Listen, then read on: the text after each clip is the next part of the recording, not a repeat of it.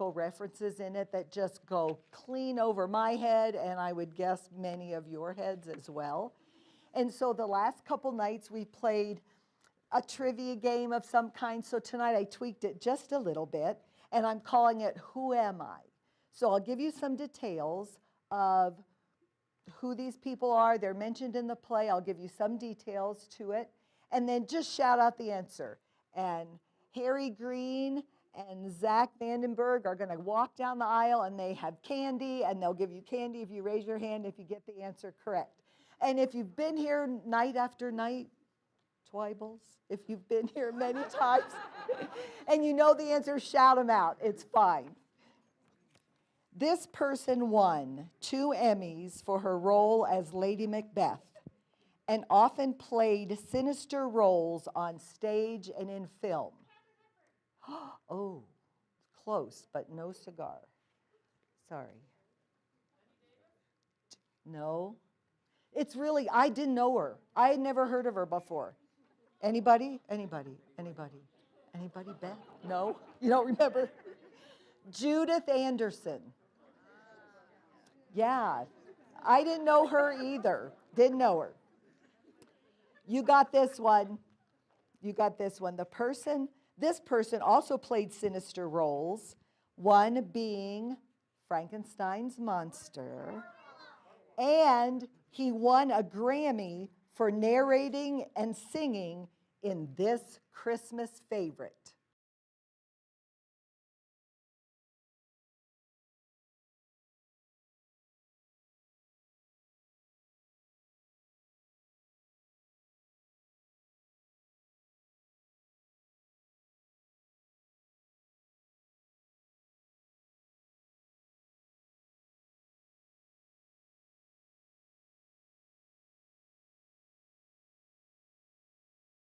So that was the voice of Boris Karloff.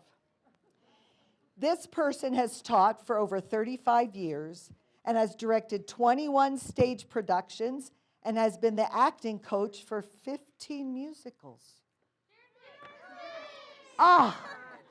Just wanted to see if you were paying attention. He held numerous commands at sea under Theodore Roosevelt.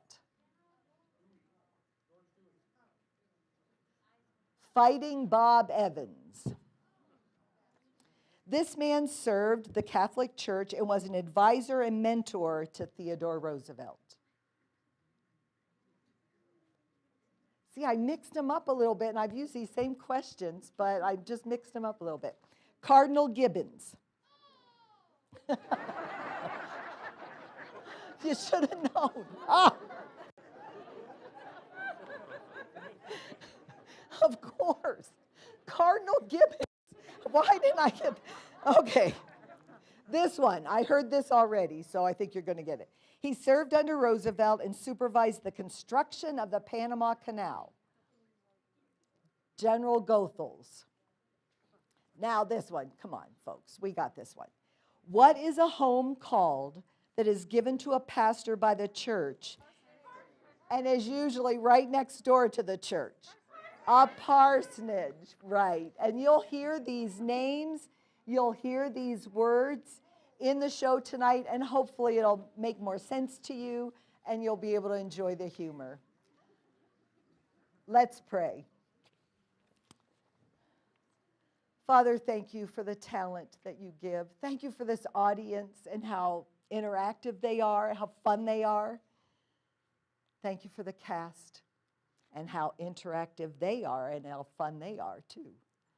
Will you bless them tonight? Bless the audience, bless tech. Thank you for all the volunteers who have just served hourlessly, hours and hours to bring this show together. We'll give you the glory. In Jesus' name we pray, amen. Amen. Amen. And now, Front Range Christian School proudly presents Arsenic and Old Lace.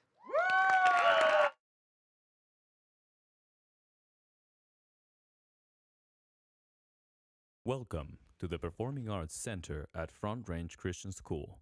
At this moment, we would like to ask you to please turn off your cell phones and all other electronic devices.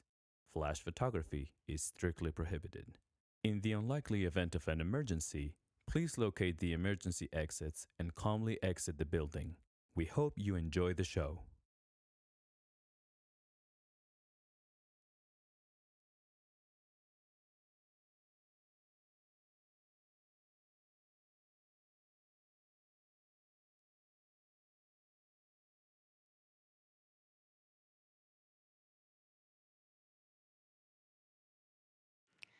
My sister Martha and I have been talking all week about your sermon last Sunday.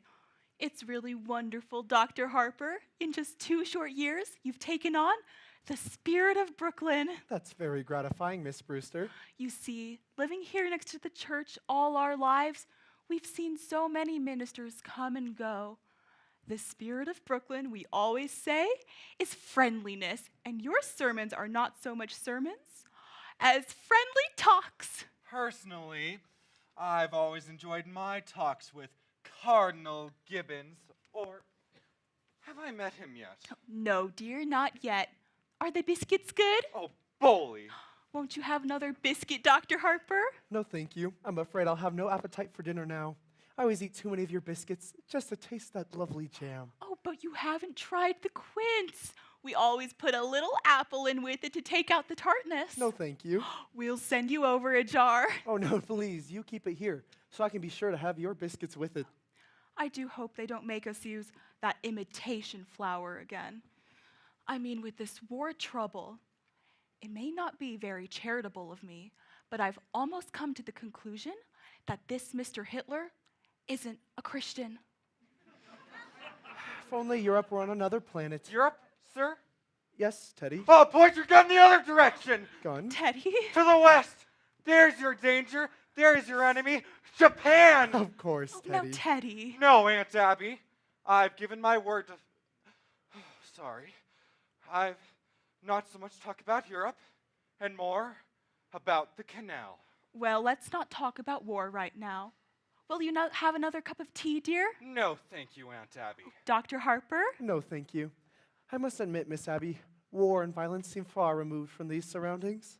It is peaceful here, isn't it? Yes, peaceful. The virtues of another day. The virtues that went out with candlelight, good manners, and low taxes. It's just as it was when Grandfather Brewster built and furnished it, except for the electricity, and we use it as little as possible. It was Mortimer who persuaded us to put it in. Yes, I can understand that. Your nephew Mortimer seems to live only by electric light. Oh, he has to work so late, the poor dear. I understand that Mortimer's taking Elaine to the theater with him again tonight. Oh, Teddy, your brother Mortimer will be here a little later. Oh, delighted.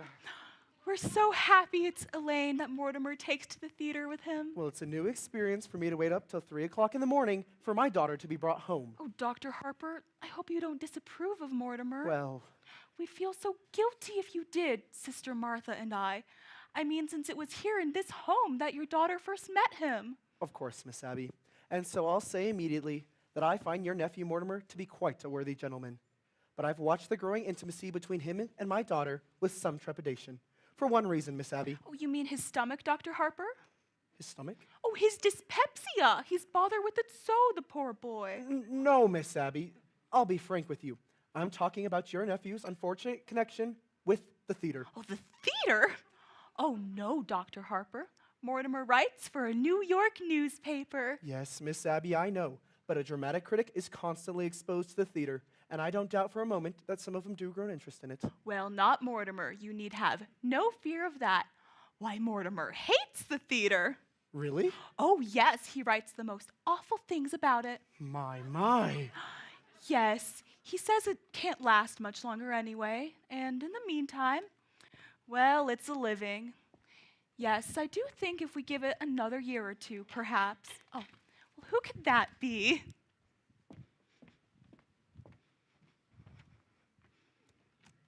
Oh, it's Mr. Brophy. Come in.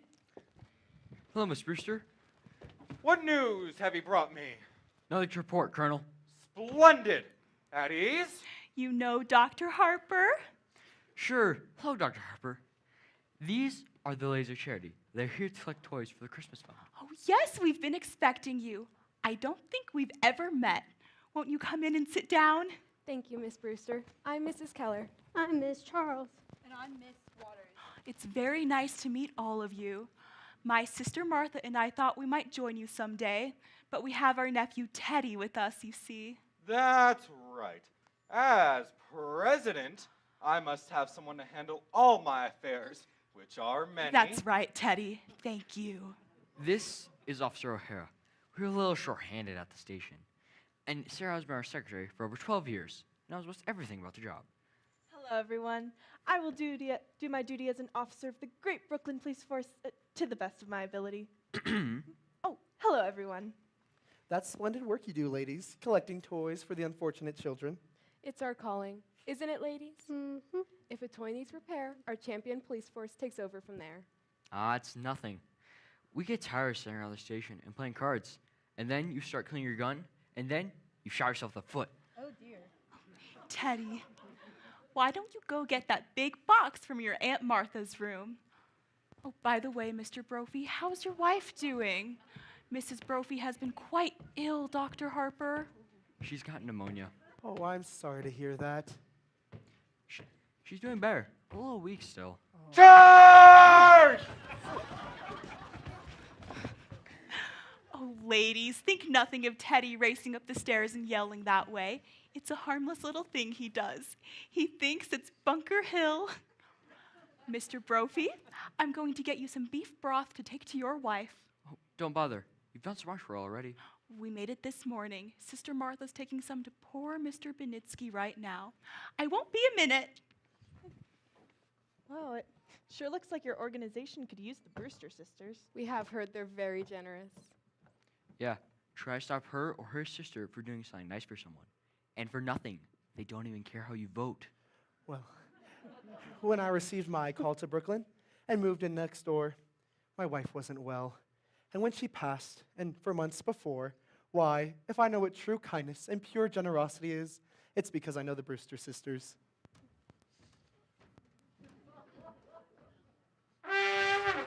Colonel, you promised not to do that. Oh, but I have to call a cabinet meeting to get the release of those supplies.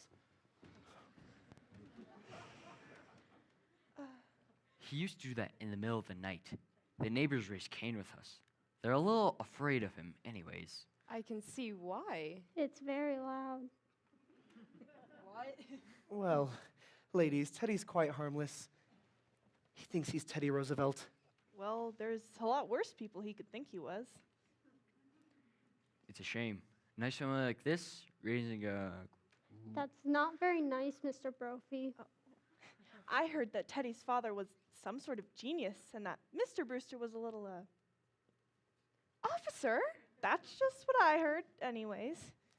Well, if he was crazy like a fox. He made $1 million. Really? Here in Brooklyn? Yeah, patent medicine. Lieutenant Rooney remembers him. Used this house as a clinic of some kind. Tried him out on people. Oh, yeah, I heard he used to make, mistakes sometimes, too. Yeah, he did. But he was really useful to the force, especially on autopsies and poison cases. Well, whatever he did, he left his daughters and Teddy set for life, and that's a good thing. Yeah. Did you know there's a renting agency down the road that has this place down for rooms?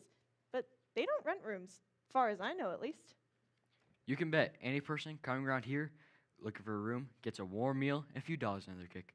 It's just their way of digging up people to do some good in the world. Oh, how nice. Hello, Dr. Harper. Mr. Brophy. Officer. This is Officer O'Hara. We're a little short-handed at the moment. How nice. A female officer. And these are the ladies of charity. They've come to collect the Christmas toys.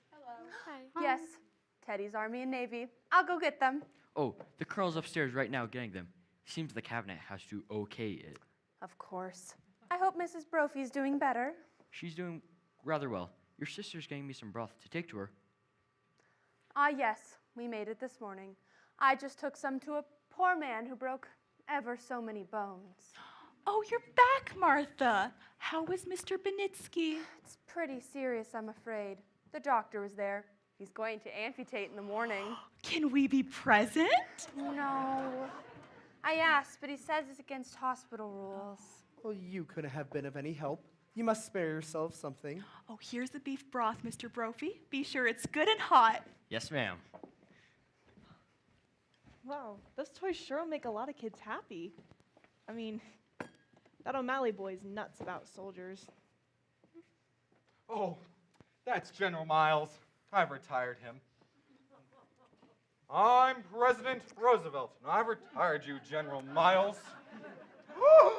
What's this? The Oregon! Oh, Teddy dear, put it back. But the Oregon goes to Australia. Now, Teddy. No, Aunt Abby. I've given my word to fighting Bob Evans. Oh, But what does it Teddy- matter what kid gets it? Bobby Evans, Izzy Cohen? We must be running along now, Officer O'Hara. Thank you for your generous donation. Thank you for your support, Miss Brewster and Miss Brewster. Thank you for the toys. I'm sure my wife will want to come by and see you when she gets better. Oh, that would be wonderful, Mr. Brophy. Gentlemen, charge! Charge the blockhouse! The blockhouse? Oh, the stairs are always San Juan Hill. Have you ever tried to convince Teddy that maybe he wasn't Teddy Roosevelt? Oh, no. He's so happy being Teddy Roosevelt. Once, a long time ago, oh, remember Martha? We thought if he would be George Washington, it would be a change for him. But he stayed under his bed for days and just wouldn't be anybody. And we'd so much rather he be Mr. Roosevelt than nobody. Well, if he's happy, and what's more important, you're happy, you'll see that he signs these.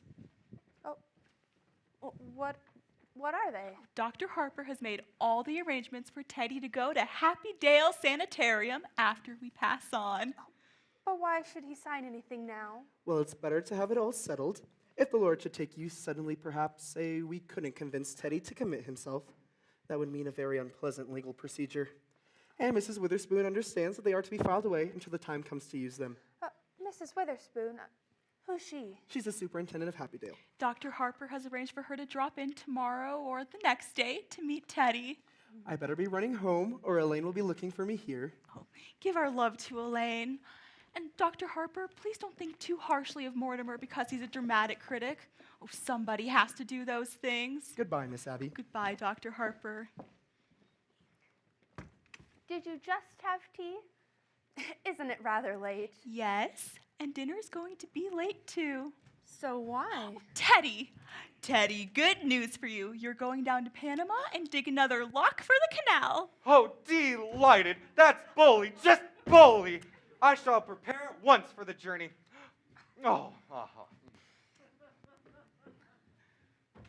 Charge! Abby, while I was out? Oh, yes, dear. Dr. Harper was coming, and I didn't know when you'd be back. But all by yourself? Oh, I got along fine. I'll run right along downstairs and see. Oh, no, dear. There wasn't time, and I was all alone. Oh, well... Martha, just look in the window seat. Oh, I'll get it, dear.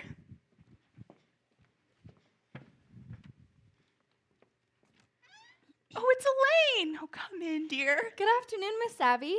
Good afternoon, Miss Martha. I thought Father was here. Oh, he just this minute left. Didn't you meet him? No, I took the shortcut through the cemetery. Mortimer hasn't come yet. Oh, not yet, dear. Do you mind if I wait? Oh, not at all. Why don't you sit down?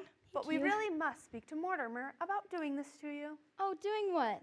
Well, when a man asks a lady to the theater, he always calls for her at her house first. Oh, there's something about calling for a girl at a parsonage that discourages any man who doesn't embroider. He's done this too often.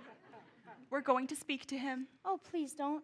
After young men whose idea of nightlife was to take me to prayer meeting, it's wonderful to go to the theater every night of my life. It's comforting for us, too, because if Mortimer has to see some of those plays he has to see, at least he's sitting next to a minister's daughter. Oh, my goodness, Elaine, what must you think of us not having tea cleared away by this time? Now, don't you bother with anything in the kitchen until after Mortimer comes. Mortimer should be back any minute now. Yes, Father must have been surprised to find me not at home. I better run over and speak to him. It's a shame you missed him, dear. If Mortimer comes, you tell him I'll be right back. Hello, Mort. Hello, Elaine. Hello, Aunt Martha. Abby, Mortimer's here. Were you going somewhere? I was running to speak to Father. I didn't know that was being done, even in Brooklyn. Oh, hello, Mortimer. Hello, Aunt Abby. Oh, how are you, dear? All right. And you look well. You haven't changed much since yesterday. Oh, my goodness, it was yesterday, wasn't it?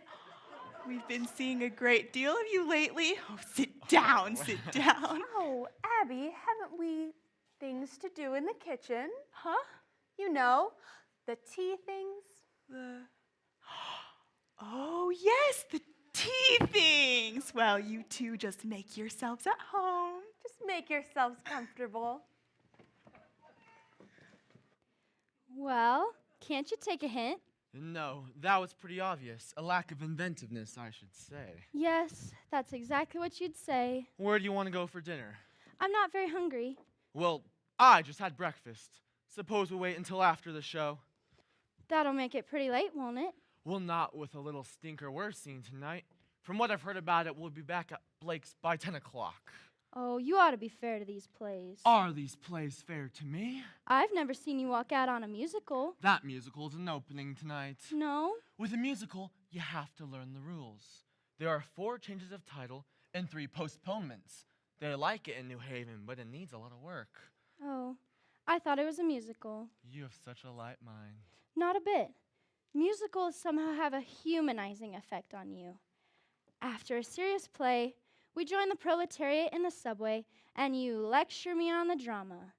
After a musical, you take me home in a taxi and you kiss me. Now, wait a minute, darling. That's a very inaccurate piece of reporting. Oh, I will admit that after the Behrman play, you told me I had authentic beauty, and that's a crazy thing to say to a girl. But it wasn't until after our first musical you told me I had nice legs. And I do. For a minister's daughter, you sure know a lot about life. Where'd you learn it? In the choir loft. Darling, I'll explain it to you sometime. The close connection between passion and religion. Religion never gets as high as the choir loft. Which reminds me, I'd better run over and speak to Father. I've never been able to rationalize it. What? Just my falling in love with a girl who lives in Brooklyn. Falling in love? Oh. You're not stooping to the articulate, are you? The only way to gain my self-respect is to keep you in Brooklyn. Did you say keep? I've just come to the conclusion that you're holding out for the legalities. Oh, I can afford to wait for quite a few years yet. And I can't wait that long. Where can we be married in a hurry? Say tonight. Oh, Father will insist on officiating. Oh, of course your father can make even a marriage service sound pedestrian. Are you by any chance writing a review on it? Forgive me, darling. It's my occupational disease. I'll be sure to give that play tonight a good notice. Oh, don't pretend you love me that much. I think you better tell your father not to wait up tonight. I think I'd better tell Father to wait up tonight. Oh, nevertheless. Oh, will you telephone Winchell? All right, I'll telephone Winchell to publish the bans. Nevertheless. All right, everything formal and legal, but no later than next month. Oh, darling. Oh. I'll talk it over with Father and set the date. We'll have to see what's in rehearsal. There are plenty of other first nights in October. Hello, Mortimer. Oh, hello, Mr. President. How are ya? Bully, just bully. What news have you brought me? Just this, Mr. President. The country is squarely behind you. Yes, I know. Isn't it wonderful? Well, goodbye. Goodbye. Goodbye. Where are you off to, Teddy? Panama. Panama. Oh, Panama's the cellar. He digs locks down there for the canal. Oh, you're so sweet with him. And he's very fond of you. Well, Teddy was always my favorite brother. Favorite? Were there more of you? There's another brother, Jonathan. Oh, I never heard of him. Your aunts never mentioned him. No, we don't like to talk about Jonathan. He left Brooklyn very early, by request. He was the kind of boy who liked to cut worms in two with his teeth. Oh, what became of him? I don't know. He wanted to become a surgeon like grandfather, but wouldn't go to medical school first, and his practice got him into some big trouble. Oh. Aren't you two going to be late for the theater? Oh, we're skipping dinner. We won't have to leave for half an hour. Then I'll leave you two alone together again. Oh, don't bother, darling. I really must speak to Father. Before I go out with you, he likes to pray over me a little. I'll take the shortcut through the cemetery. I'll be right back. Well, if the prayer isn't too long, I'll have time to lead you beside distilled waters. Oh, Mortimer. Mortimer, that's the first time I've ever heard you quote the Bible. Oh, we knew Elaine would be a good influence on you. Oh, by the way, I'm going to marry her. What? Oh, darling. Oh, Martha, get in here. I have the most wonderful news for you. Mortimer and Elaine are going to be married. Oh, Mortimer. We hoped it would happen just like this. Elaine must be the happiest girl in the world. Happy?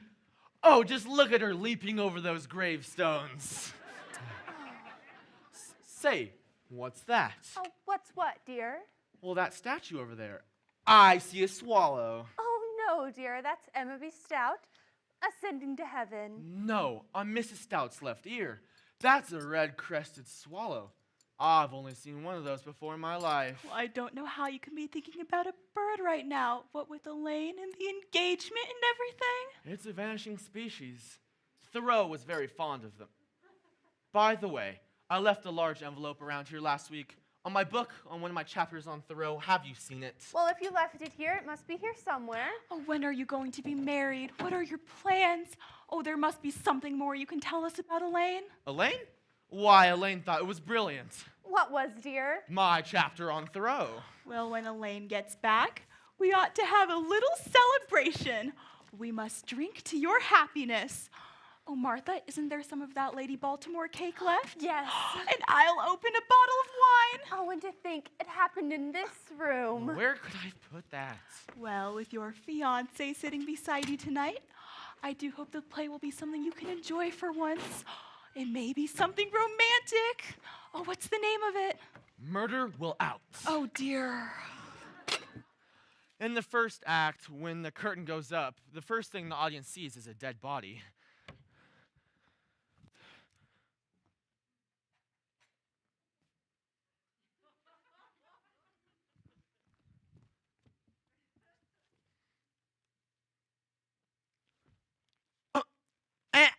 Abby, can you come in here? Oh, yes, dear, what is it? Oh, weren't you going to make plans for Teddy to go to that sanitarium, Happydale? Oh, yes, dear, it's all been arranged. Dr. Harper was here a little earlier to drop off the papers for Teddy to sign. Here they are. Oh, he's got to sign them right away. That's what Dr. Harper thinks. That way, there won't be any legal difficulties after we pass on. No, he's got to sign them this minute. He's down the cellar. Get him up here. There's no such hurry as that. No, when Teddy starts working on the canal, you can't get his mind on anything else. No, Teddy's got to sign them today, right now. Oh, Mortimer, how can you say such a thing? Why, as long as we live, we'll never be separated from Teddy. Darlings, I'm frightfully sorry. I've got some shocking news for you. Now we've all got to try to keep our heads now. You know, we've sort of humored Teddy because we thought he was harmless. Oh, why, he is harmless. He was harmless. That's why he has to go to Happydale. Why he has to be confined. Mortimer, why have you suddenly turned against Teddy, your own brother? You might as well find out sometime. Teddy's killed a man. Oh, nonsense, dear. But there's a body in there. Yes, dear, we know. You know? Oh, well, we never dreamed you'd peek. But who is he? His name's Hoskins. Adam Hoskins. That's all I know about him, really. Except that he's a Methodist. That's all you know about him? But what's he doing there? He died. Aunt Martha! Men just don't get into window seats and die! No, he died first. Well, how? Oh, Mortimer, don't be so inquisitive. The gentleman died because he drank some wine with poison in it. How did the poison get into the wine? Well, we put it in there because it's less noticeable. When it's in tea, it has a distinct odor. You put it in the wine? Yes, and I put Mr. Hoskins in the window seat because Dr. Harper was coming. So you knew what you'd done, and you didn't want Dr. Harper to see the body? Well, not at tea. That wouldn't have been very nice. Now, Mortimer, you know the whole thing. Just forget about it. I do think Martha and I have the right to our own little secrets. And don't you tell Elaine. Abby, while I was out, I ran into Mrs. Schultz. She wants us to take Junior to the movies again. Well, we must do that tomorrow or the next day. But I'm not going to let him drag me to another one of those horror films. We'll go where we want to go. Oh, I wish you could join us for dinner, Mortimer. I'm trying out a new recipe. I couldn't eat a thing. Oh, Well- the fun.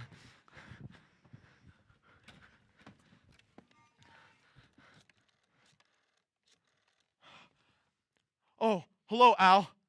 Do you know who this is? Say that's right.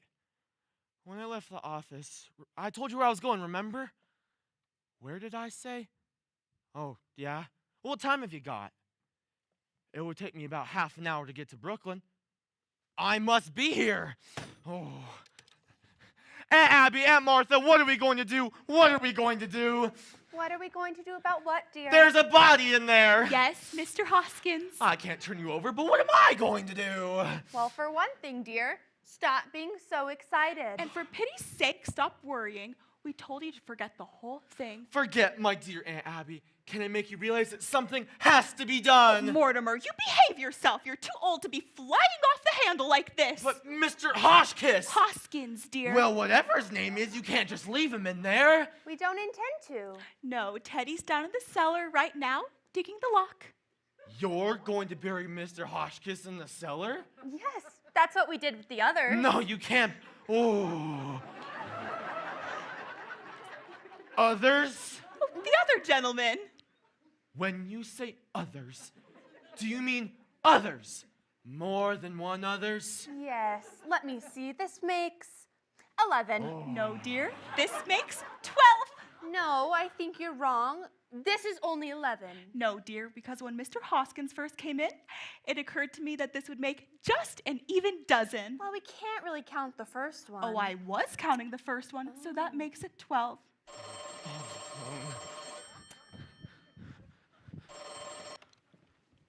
Oh, Al, my, it's good to hear your voice. Oh. Well, anyway, they're all down in the cellar. Shh. No, Al, I just called you because I was feeling like William Shakespeare. No, I'm sober as a lark. Look, I'm glad you called. Get a hold of George right away. He's got to review the play tonight. No, Al, you're wrong. I can't make it. Oh, I'm glad you called. Just get a hold of George. Now, where were we? 12! Yes. Abby thinks we ought to count the first one, so that makes 12.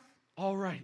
Now, who was the first one? Mr. Midgley. He was a Baptist. It was right after you moved to New York. And he came here looking for a room, and it didn't seem right for such a lovely room to be going to waste when there were so many people who needed it. He was such a lonely old man. All his kith and kin were dead, and it left him so forlorn and unhappy. We felt so sorry for him. And when his heart attack came, and he sat dead in that chair, looking so peaceful. Oh, remember, Martha, we made up our minds then and there that if we could help other lonely old men to that same peace, we would. He dropped dead right in this chair. How awful for you. Why, no. It was rather like old times. Your grandfather used to have a cadaver or two around the house. And when Teddy saw him, he thought he was a yellow fever victim. That meant he had to be buried immediately. So we all took him down to Panama. So that's how this all started. That man walking in here and dropping dead. Of course, we realized we couldn't depend on the same thing happening again. So... You remember those jars of poison in your grandfather's laboratory? And you know your Aunt Martha's knack for mixing things. You've eaten enough of her piccalilli. Well, for 1 gallon of elderberry wine, I take 1 teaspoon of arsenic, 1/2 teaspoon of cyanide, and just a pinch of strychnine. Ooh, should have quite a kick. Yes! As a matter of fact, one of our gentlemen found time to say, "How delicious!" Oh. Oh, I wish you could stay to dinner, Mortimer. We're trying out new recipes. I'm not very hungry. Well, I feel so much better now. Yeah. Oh, you have to wait for Elaine, don't you? How happy you must be. Well, I'll leave you alone with your thoughts.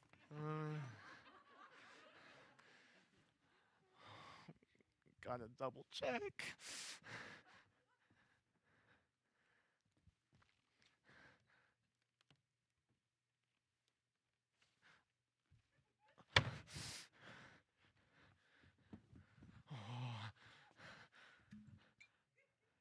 Oh.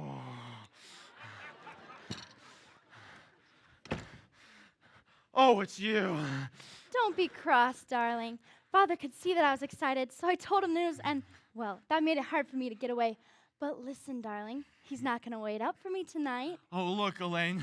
Something's come up. You've got to go home. I'll call you up tomorrow. Tomorrow? You know I call you up every day or two. But we're going to the theater tonight. No, we're not. Well, why not? I'm just not covering that show tonight. Something's come up. What, Mortimer?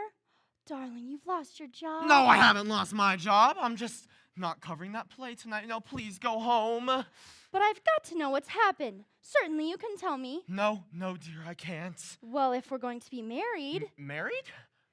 Have you forgotten that not 15 minutes ago you proposed to me?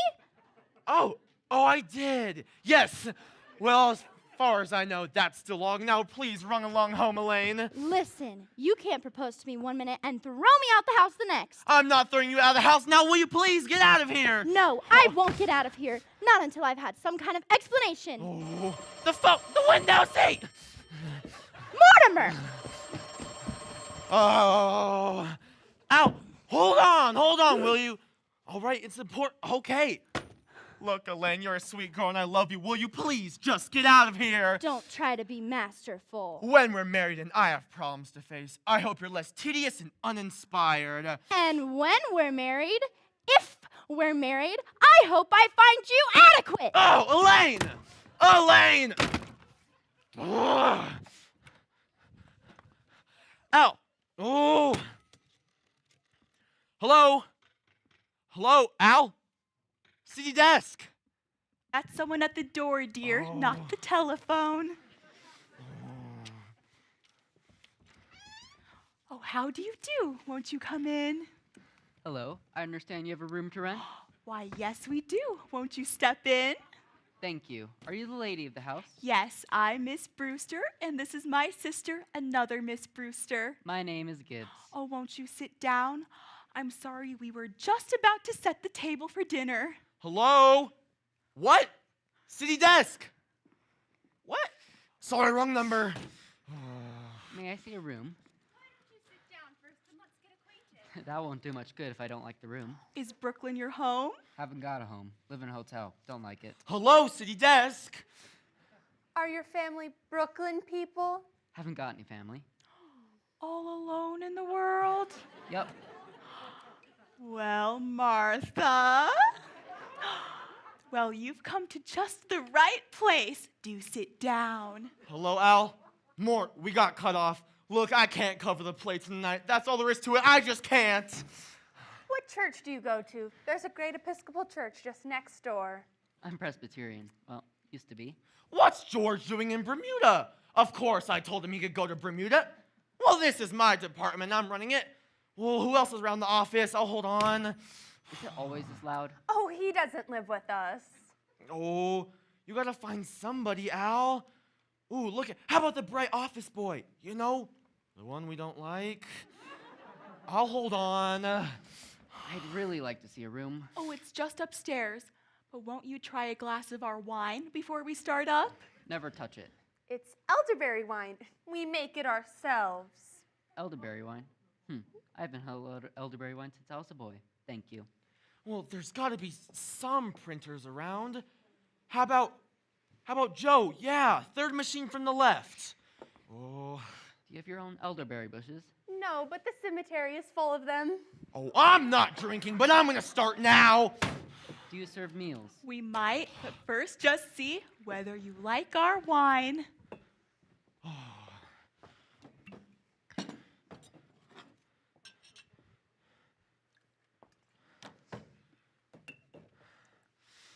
Mortimer, no. Mortimer, not that.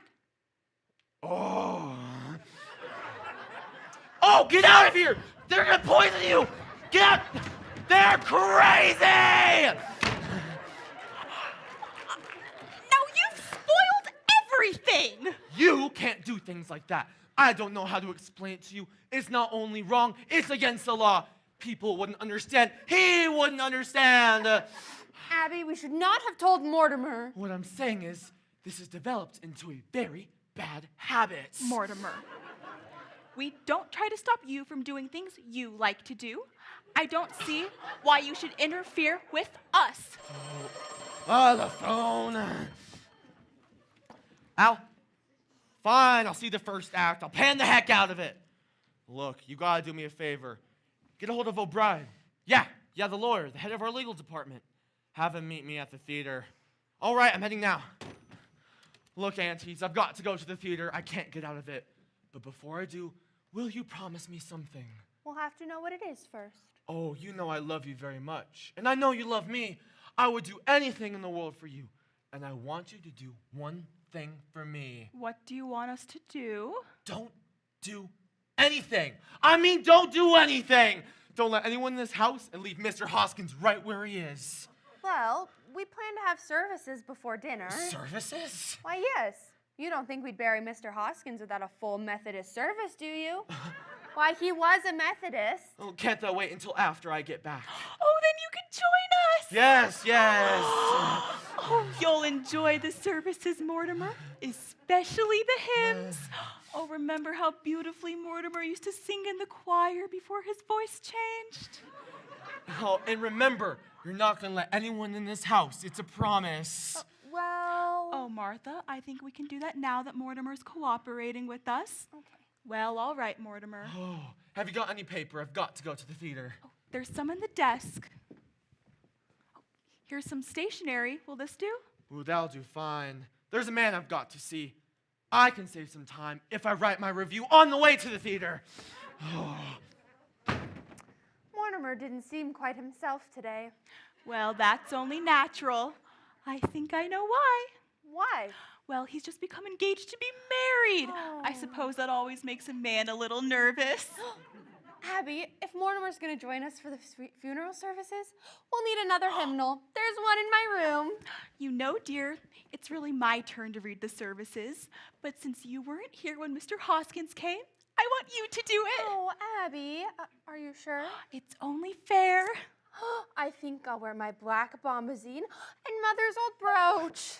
Oh, I'll get it, dear. But we promised Mortimer we wouldn't let anybody in. Well, who do you suppose it is? Just wait, I'll look. Why, it's two people, and I've never seen them before. Are you sure? There's a car at the curb. They must have come in that. Oh, let me look. Do you recognize them? Oh, they're strangers to me. Then we'll just have to pretend we're not home.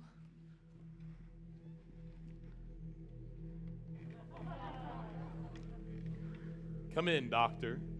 This is the home of my youth. As a boy, I couldn't wait to escape from this place. Now I'm glad to escape back into it. Yeah, it's a fine hideout. The family must still live here. There's something so unmistakably Brewster about the Brewsters. I hope there's a fatted calf awaiting the return of the prodigal. Yeah, I'm hungry. Look, Johnny, drinks. As though we were expected. A good omen. Who are you? What are you doing here? Why, Aunt Abby? Aunt Martha. It's Jonathan. Who are you? I'm Jonathan. Your nephew, Jonathan. Oh, no, you're not. You're nothing like Jonathan. So don't pretend you are. You just get out of here. But I am Jonathan. And this is Dr. Einstein. And she's not Dr. Einstein either. Not Dr. Albert Einstein. Dr. Harriet Einstein. Who are you? You're not our nephew, Jonathan. I see you're still wearing the lovely garnet ring that Grandma Brewster bought for you back in England. And you, Aunt Martha, still the high collar to hide the scar where Grandfather's acid burned you. His voice is like Jonathan's. Have you been in an accident? No, my face. Dr. Einstein is responsible for that. She changes people's faces, and she owes me. But I've seen that face before. Abby, remember when we took the little Schultz boy to the movies and I was so frightened? It was that face. Oh, easy, Johnny, easy. Don't worry, ladies. The last 5 years, I give Johnny 3 new faces. I give him another one right away. This last face, well, I saw that picture too, just before I operate, and I was intoxicated. You see, Doctor? You see what you've done to me? Even my own family. Johnny, you're home in this lovely house.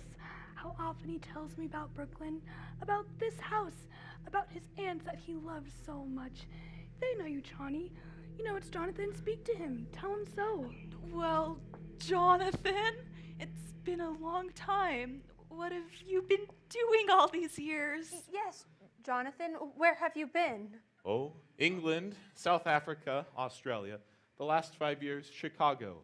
Dr. Einstein and I were in business there. Oh, we were in Chicago too, for the World's Fair. It got awfully warm for us. Yeah, it got hot for us too. Well, it's wonderful to be in Brooklyn again. And you, Abby, Martha, don't look a day older, just as I remembered you. Sweet, charming, and hospitable. And dear Teddy, did he get into politics? My little brother, Doctor, was determined to become president. Oh, Teddy's fine, just fine. And Mortimer's well, too. I know about Mortimer. I've seen his picture at the head of his column. He's evidently fulfilled all the promise of his early nasty nature. We're very fond of Mortimer. Well, it's good to be home again. Well, we mustn't let what's on the stove boil over. Yes, if you'll give us a minute. Unless you're going somewhere, Jonathan. Well, Johnny, where do we go from here? The police. The police have got pictures of that face. I got to operate on you right away. We got to find a place for that. And we got to find a place for Mr. Spinalzo, too. Don't waste any worry on that, rat. But, Johnny, we got a hot stiff on our hands. Forget Mr. Spinalzo. But you can't leave a dead body in the rumble seat. You shouldn't have killed him, Johnny. He's a nice fellow. He gives us a lift. And what happens? He said I looked like Boris Karloff. That's your work, Doctor. You did that to me. Now, Johnny, we find a place somewhere. I fix you up quick. Tonight. But, Johnny, I gotta eat first. I'm hungry. I'm weak. Jonathan, we're glad you remembered us and took the time to come in and say hello. But you were never happy in this house, and we were never happy while you were in it. So we've just come in to say goodbye. Aunt Abby, I can't say that your feeling towards me comes as a surprise. I've spent a great many years regretting the many heartaches I must have given you as a boy. You were quite a trial to us, Jonathan. But my great disappointment is for Dr. Einstein. I promised her that no matter how rushed we were in coming through Brooklyn, I'd take her here for one of Aunt Martha's home-cooked dinners. Oh? I'm sorry. I'm afraid there wouldn't be enough. Abby, it's a pretty good-sized pot roast. Pot roast? I think the least we can do Bless you, Aunt Martha. We'll stay till dinner. Well, we'll hurry things along then. Oh, Jonathan, if you want to freshen up, why don't you use the washroom by Grandfather's old laboratory? Is that still there? Oh, yes, just as he left it. Well, I'll help Martha get everything ready, since we're all in a hurry. Grandfather's laboratory. And just as he left it, Doctor, a perfect operating room. Too bad we can't use it. After you've finished with me, why, we could make a fortune here. The laboratory, the large ward in the attic, 10 beds, Doctor, and Brooklyn is crying for your talents. Why work yourself up, Johnny? You don't know this town, Doctor. Practically everybody in Brooklyn needs a new face. But so many of the old faces are locked up. A very small percentage. And the boys in Brooklyn are famous for paying generously to stay out of jail. Take it easy, Johnny. Your aunts, they don't want us here. We've been invited to dinner, haven't we? Yeah, but after dinner? Leave that to me, Doctor. I'll handle it. Why, this house will be our headquarters for years. Oh, that would be beautiful, Johnny. This nice, quiet house. Those aunts of yours. What sweet ladies. I love them already. we get our bags, yes? Doctor, we must wait until we're invited. But you just said that We'll be invited. And if they say no? Doctor, 2 helpless old women. Oh, it's like comes true, a beautiful dream. Only I hope you're not dreaming. It's so peaceful. That's what makes this house so perfect for us. It's so peaceful.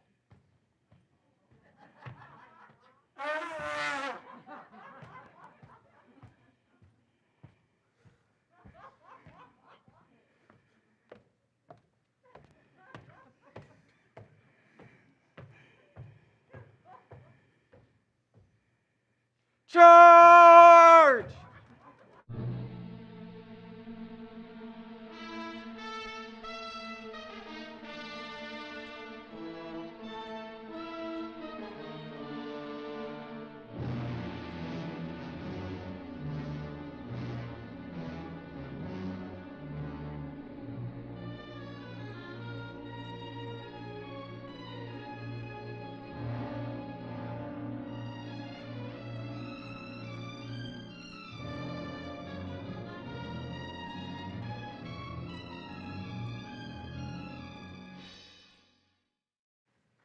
Yes, aunties, those 5 years in Chicago were amongst the busiest and happiest of my life. And from Chicago, we go to South Bend, Indiana. They wouldn't be interested in our experience in Indiana. Well, Jonathan, you've led a very interesting life, I'm sure, but we shouldn't have allowed you to talk so late. My meeting Dr. Einstein, you might say, changed the whole course of my life. You remember I had been in South Africa, the diamond business, then Amsterdam, the diamond market. I wanted to go back to Africa, and Dr. Einstein made that possible for me. A good job, Johnny. When we take off the bandages, his face looks so different, the nurse had to introduce me. I loved that face. I still carry the picture with me. This looks more the way you used to, but I still wouldn't know you. I think we'll go back to that face, Doctor. Yeah, it's safe now. Well, I know you both want to get to where you're going. My dear aunts, I'm so full of that delicious dinner, I could hardly move a muscle. Yeah, it's nice here. After all, it's very late and I found it! I found it. What did you find, Teddy? The story of my life. My biography. Here's the picture I was telling you about, General. Here we are, President Roosevelt and General Goethals at Calabria Cut. That's me, General, and that's you. My, how I've changed. Well, you see, that picture hasn't been taken yet. We're still working on Calabria Cut, and we're still digging locks. And now, General, we'll both go to Panama and inspect the canal. Oh, no, Teddy, not to Panama. Go some other time. Panama's a long way off. Oh, nonsense.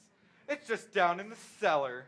The cellar? we let him dig the Panama Canal in the cellar. General Goethals, as President of the United States, Commander-in-Chief of the Army and Navy, and the man who gave you this job, I demand that you accompany me on the inspection of this new lock. Teddy, I think it's time you went to bed. I beg your pardon. Who are you? I am Woodrow Wilson. Now go to bed. No, you're not Wilson, but your face is familiar. Let me see. You're not anyone I know now, perhaps later. Oh, on my hunting trip to Africa. Yes, you might be someone I might meet in the jungle. Oh, it's your brother Jonathan, dear. He's had his face changed. Oh, so that's it. A nature faker. Perhaps you had better go to bed, Teddy. Jonathan and Dr. Einstein need to get back to their rooms in their hotel. General Goethals inspects the canal. All right, Mr. President, we go to Panama. Oh, bully! Bully! Follow me, General. It's down south, you know. Well, bon voyage. Aunt Abby, I must correct your misapprehension. You spoke of our hotel rooms. We have none. We came directly here. Well, there's a nice hotel just 3 Aunt Martha, blocks. this is my home. But Jonathan, you can't stay here. We need our rooms. You need them? Yes, for our lodgers. Are there lodgers in this house? Well, not right now, but we plan to have Then some. my old room is still available. But Jonathan, there's no place for Dr. Einstein. She can take Mortimer's room. No, Jonathan, I'm afraid you can't stay here. Aunt Abby, you remembered this afternoon that as a boy I could be quite disagreeable. It wouldn't be very pleasant for any of us. Perhaps we'd better let them stay. Well, just overnight then, Jonathan. That's settled. Now, if you'll get our rooms ready. Oh, they just need airing out. We keep them ready to show our lodgers. I think you and Dr. Einstein will find them comfortable. You have a most distinguished guest in Dr. Einstein, but I'm afraid you won't appreciate her skill. But you will. In a few weeks, you'll see me looking like a very different Jonathan. She can't operate on you here. When Dr. Einstein and I resume practice, oh, I forgot to tell you, we're turning grandfather's laboratory into an operating room. We expect to be quite busy. Jonathan, we will not let you turn this house into a hospital. A hospital? Heavens no. It shall be a beauty parlor. Hey, Johnny, down in the cell. Dr. Einstein, my dear aunts have invited us to live with them. Oh, you fixed it. Well, you're staying here tonight. Please get our rooms ready immediately. Well, For tonight. Johnny, when I go down in the cellar, what do you think I find? What? The Panama Canal. The Panama Canal. It just fits Mr. Spinalzo. It's a whole teddy dug, 6 feet long and 4 feet wide. Down there? You'd think they knew we were bringing Mr. Spinalzo along. That's hospitality. Rather a good joke on my aunts. They're living in a house with the body buried in the cellar. How do we get him in? Yes, we can't just walk him through the front door. We'll bring the car up next to the house. Then, when they've gone to bed, we'll bring Mr. Spinalzo in through the window. Oh, bed. Just think I've got a bed tonight. Easy, doctor. You're operating tomorrow. And this time, you'd better be sober. I fixed you beautiful. And if you don't, Rooms are ready. then you and Aunt Martha can go to bed. We're moving the car up closer to the house. oh, it's all right where it is until morning. I don't want to leave it out in the street. That might be against the law. Abby, what are we gonna do? Well, we're not going to let them stay in this house more than one night for one thing. Oh, what would the neighbors think? People coming in here with one face and going out with another. Abby, what are we gonna do about Mr. Hoskins? Oh, Mr. Hoskins, it can't be very comfortable for him in there. And he's been so patient, the poor dear. Well, I think Teddy ought to get Mr. Hoskins downstairs right away. Abby, I will not invite Jonathan to the funeral services. Oh, no. We'll wait until he's gone to bed and then come down and hold services. Oh, General Goethals is very pleased. He says the canal is just the right size. Teddy, there's been another yellow fever victim. Oh, dear me. This will be a shock to the General. Then we mustn't tell her, or him, her, about it. Oh, but it's his department. No, Teddy, we mustn't tell him. It would just spoil his visit. I'm sorry, Aunt Abby. It's out of my hands. He'll have to be told. Army regulations, you know. No, Teddy, we mustn't tell him. We must keep it a secret. A state secret? Yes, a state secret. Promise? You have the word of the President of the United States. Cross my heart and hope to die. How are we going to keep it a secret? Well, Teddy, you go back down to the canal, and when I turn out the lights, when it's all dark, you come back up and take the poor man down to the cellar. Now go along, Teddy. And we'll come down later and hold some services. May the President announce a few words? Where is the poor devil? He's in the window seat. Oh, it seems to be spreading. We've never had yellow fever there before. Martha, when Jonathan and Dr. Einstein get back, let's see if we can get them to go to bed right away. Yes, then by the time they're asleep, we'll be dressed for the funeral. Abby, I've never seen Mr. Hoskins. Oh my goodness, that's right. You were out. Well, you just come right over and see him now. He's really rather nice looking for a Methodist. We're bringing the luggage through here. Jonathan, your rooms are waiting for you. You can go right up. I'm afraid we don't keep Brooklyn hours, but you and Aunt Martha can go to bed. Now you must be very tired, both of you, and we don't go to bed this early. Well, you should. It's time I came home to take care of you. Oh, we weren't planning to go to bed. Aunt Martha, go to bed. Do you hear me? Yes, come, Abby. The instruments can go to the laboratory in the morning, Doctor. Now then, we're all going to bed. I'll wait until you're up and then turn out the lights. Another flight, Doctor. Run along, Aunt Martha. All right, Aunt Abby. I'll be right there. Now, Aunt Abby, turn out the lights.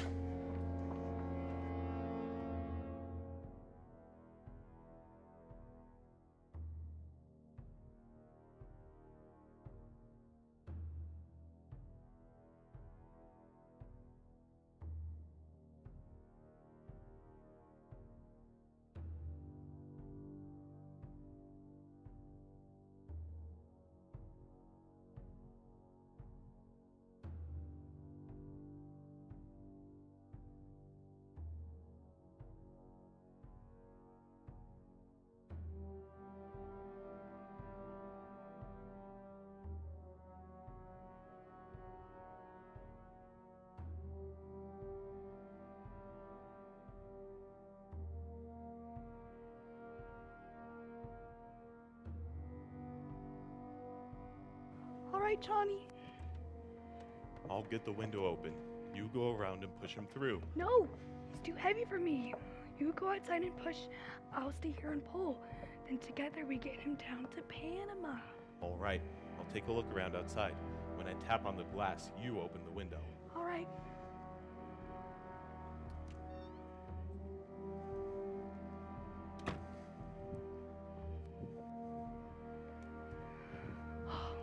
Who left this open? Stupid? Oh, God. Johnny? Okay. Ready? Alley-oop. Okay. Oh, wait. Wait, you lost a leg somewhere. Now I got him. Come on. Ugh. That was me, Johnny. I slipped. Be more careful. Well, his scarf came off. Now I got him. Johnny, somebody's at the door. Go quick. Oh, go quick. Oh. Ugh.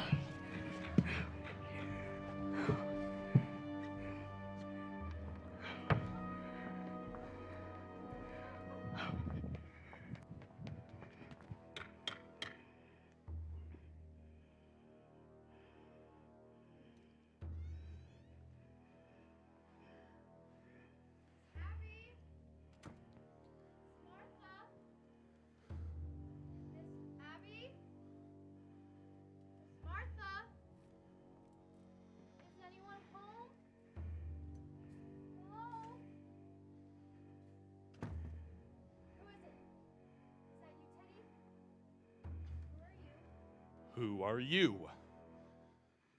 I'm Elaine Harper. I live next door. Then what are you doing here? I came over to speak to Miss Abby and Miss Martha. Doctor, turn on the lights. You chose a rather untimely moment for a social call. I think you'd better explain what you're doing here. We happen to live here. No, you don't. I'm in this house every day and I've never seen you before. Perhaps Miss Abby and Miss Martha, what have you done to them? Perhaps we'd better introduce ourselves. This is Dr. Einstein, Dr. Einstein? a surgeon of great distinction and something of a magician.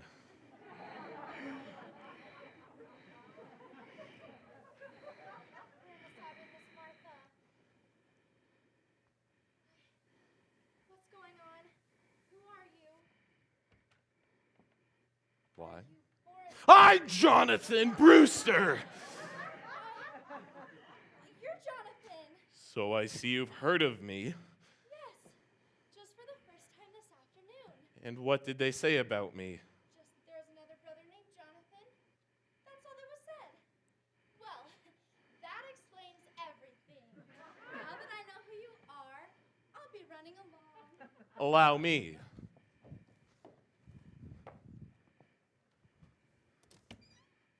That explains everything.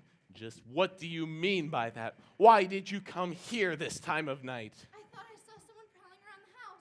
You thought you saw someone prowling around the house? Yes. Weren't you outside?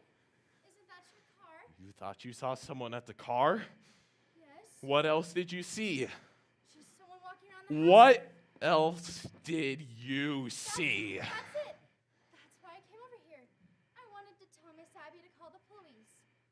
But if that was you and that's your car, I'll be running along. I think you're lying. I think she tells the truth, Johnny.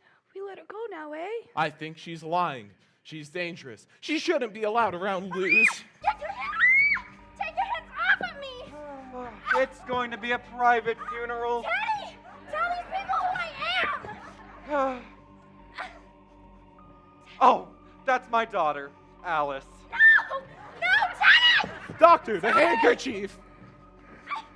Charge! The cellar!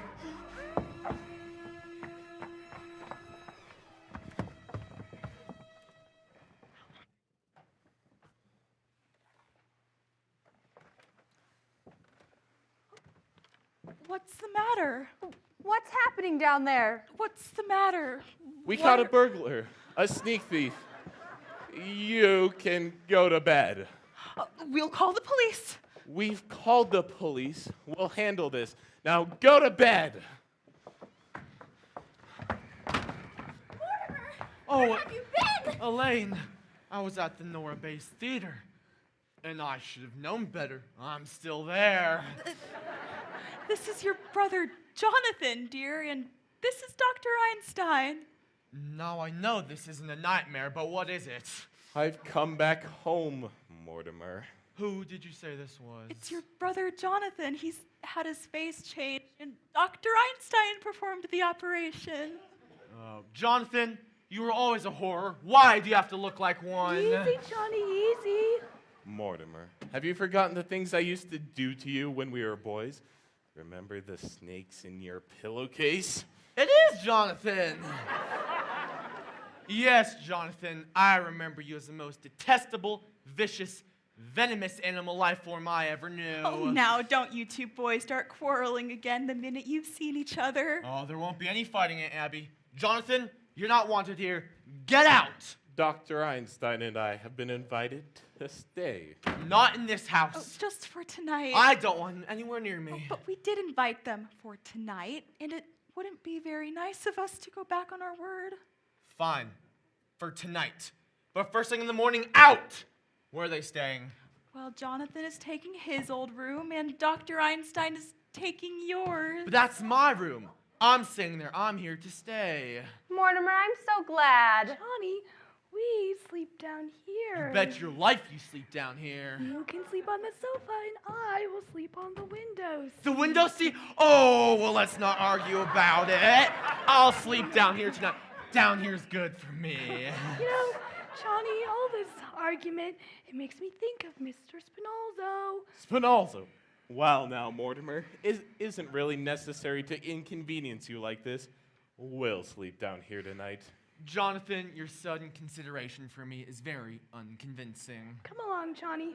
We got our things out of the rooms, eh? Don't bother, Doctor. By the way, Doctor, I've completely lost track of Mr. Spinalzo. Who is this Mr. Spinalzo? Oh, just a friend of ours Johnny's been looking for. Don't bring anyone else in this house. It's all right.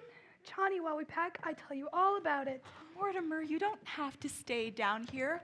I can go in with Martha, and you can take my room. No trouble at all, Aunt Abby.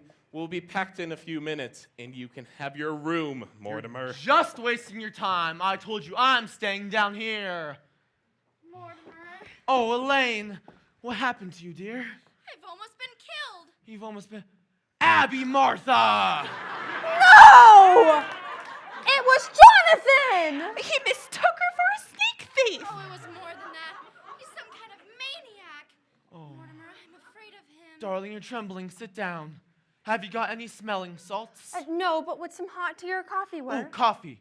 And make me some sandwiches. I haven't had any dinner. We'll make something for the both of you. Oh, Martha, we can leave our hats downstairs here now.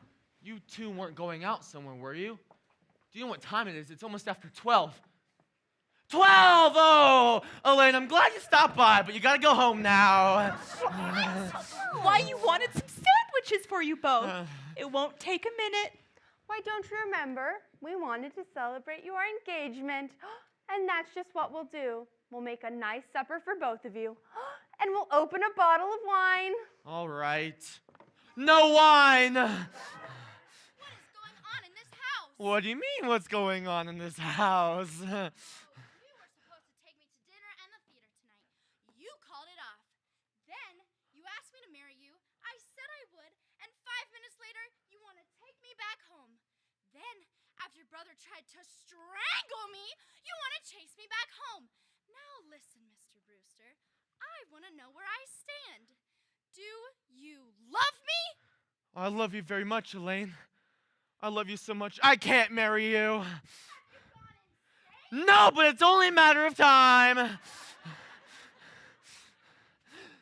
Oh, you see, insanity runs in my family. It practically gallops. Oh, you gotta do better than that. No, I'm afraid there's a strange taint in the Brewster blood. Well, if you know my family, it's if Alfred Hitchcock wrote The Wizard of Oz. Because Teddy's a little... No, it goes way back. The first Brewsters who came back on the Mayflower. It would make your stomach turn if you knew what they did to the rats. Well, Mortimer, that's ancient history. Then there's my grandfather. He tried his patent medicine on the dead just to make sure it wouldn't kill them. He wasn't so crazy. He made $1 million. Oh, well, then there's Jonathan. You said he was a maniac. He tried to kill you. Yes, Mortimer, but that's your brother, not you. I'm in love with you. Well, then there's Teddy. He thinks he's Teddy Roosevelt. No, dear, I now know no Brewster should ever marry. And if I met my father in time, I would have stopped him. Well, this doesn't prove you're crazy. Take your aunts, for example. They're Brewsters, aren't they? And they're the sanest, sweetest people I've ever known. Even they have their peculiarities. Yes, but what lovely peculiarities. There's another one!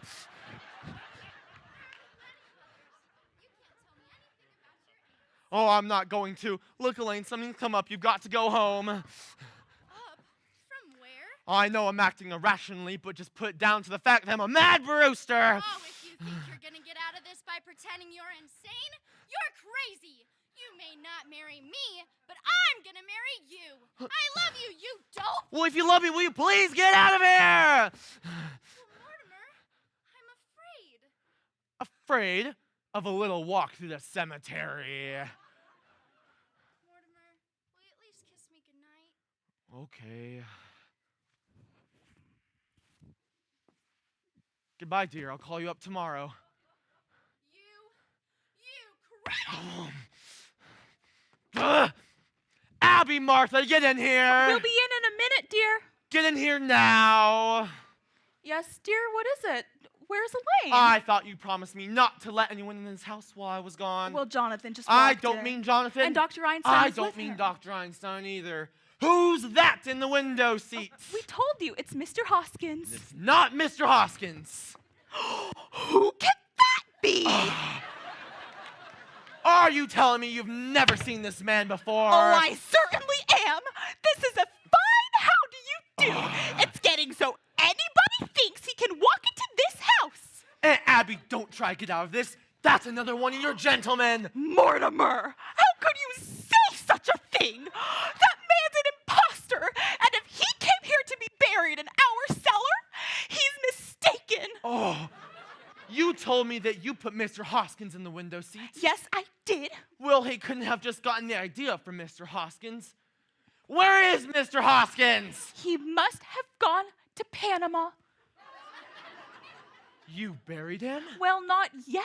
He's just down in the cellar waiting for the services, the poor dear. We haven't had a minute, what with Jonathan in the house. Oh dear, I've always wanted to hold a double funeral, but I will not read services over a total stranger. A stranger? Aunt Abby, there are 12 men down there, and you admit you poisoned them. Yes, I did, but don't you think I would stoop to telling a fib? Oh, Martha! Oh, Mortimer, I'd like to have a word with you. A word's about all you'll have time for, Jonathan. I've just decided you and your doctor friend are gonna leave this house. I'm glad you realize the fact that both you and I can't live under the same roof together. But you've arrived at the wrong conclusion. Take your suitcase and get out! Jonathan, you're beginning to bore me. You've played your one-night stand in Brooklyn. Move on. My dear Mortimer, just because you've graduated from the back fence of the typewriter, don't think you've grown up. I'm staying, and you're going, and I mean now. Oh, if you think I can be frightened, if you think there's anything I fear. Mortimer, I've lived a strange life, but it's taught me one thing, to be afraid of nothing. Martha, just look and see what's in that window seat. No, it's Abby. Abby.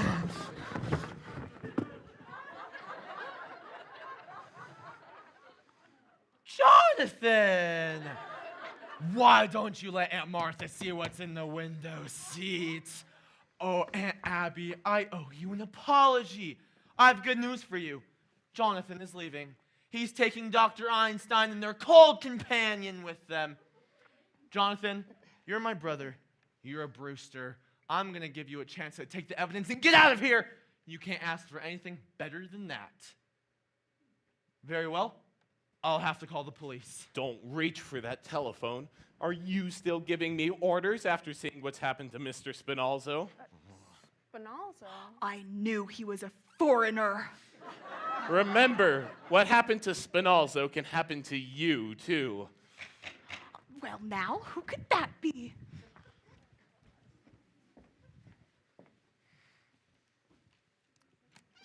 Oh, it's Mr. Brophy. Oh, come in.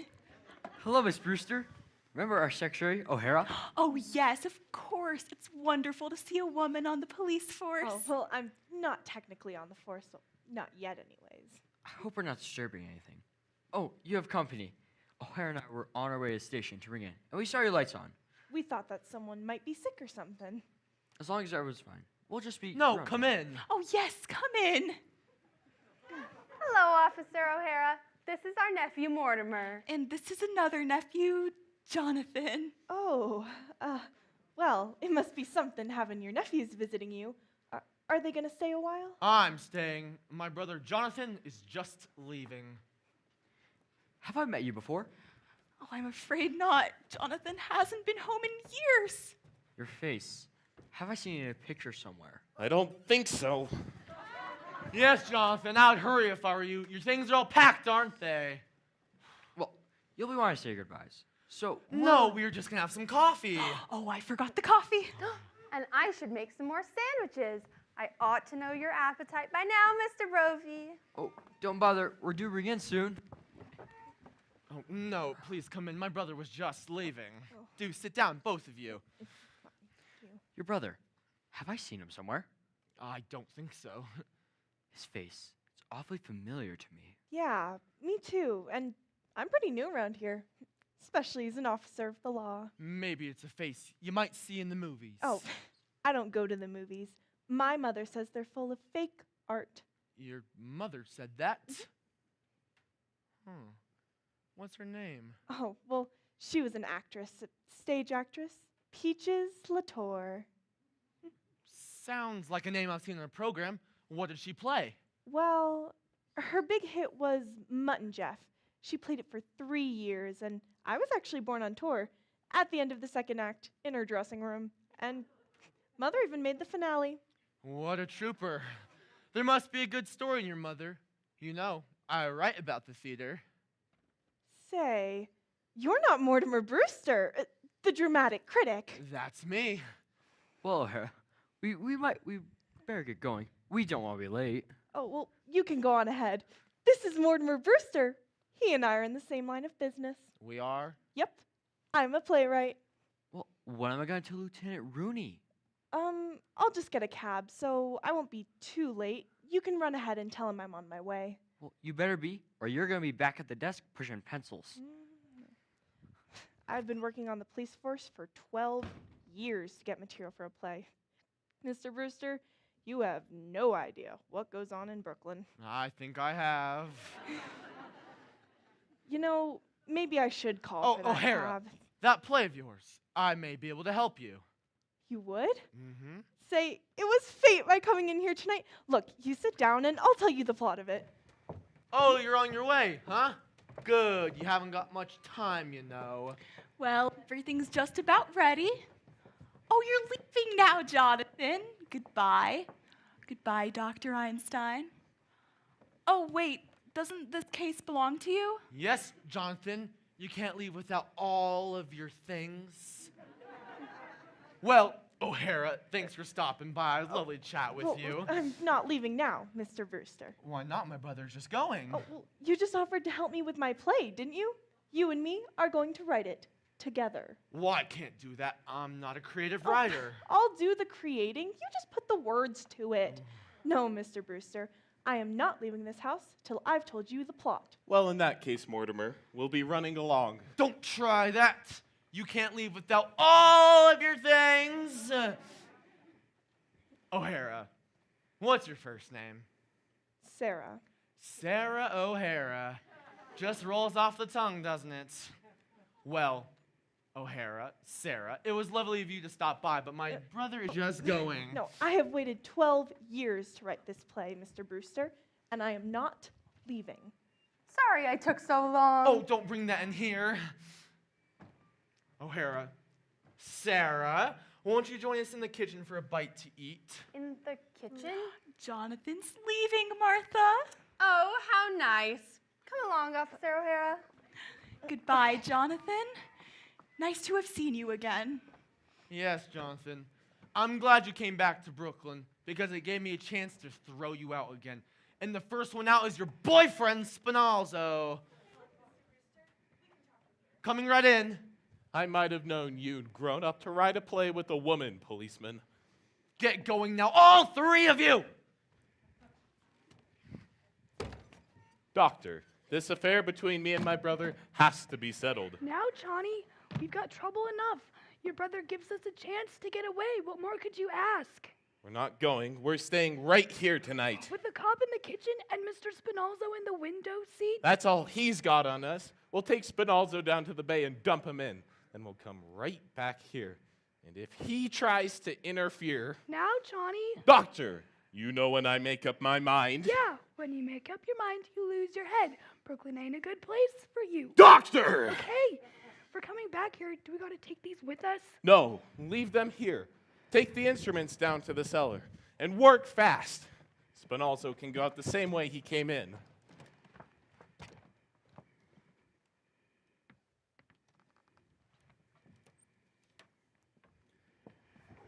Hey, Johnny, down in the cellar. What's the matter? Oh, you know that hole in the cellar? Yes? We got an ace in the hole. Come on, I show you.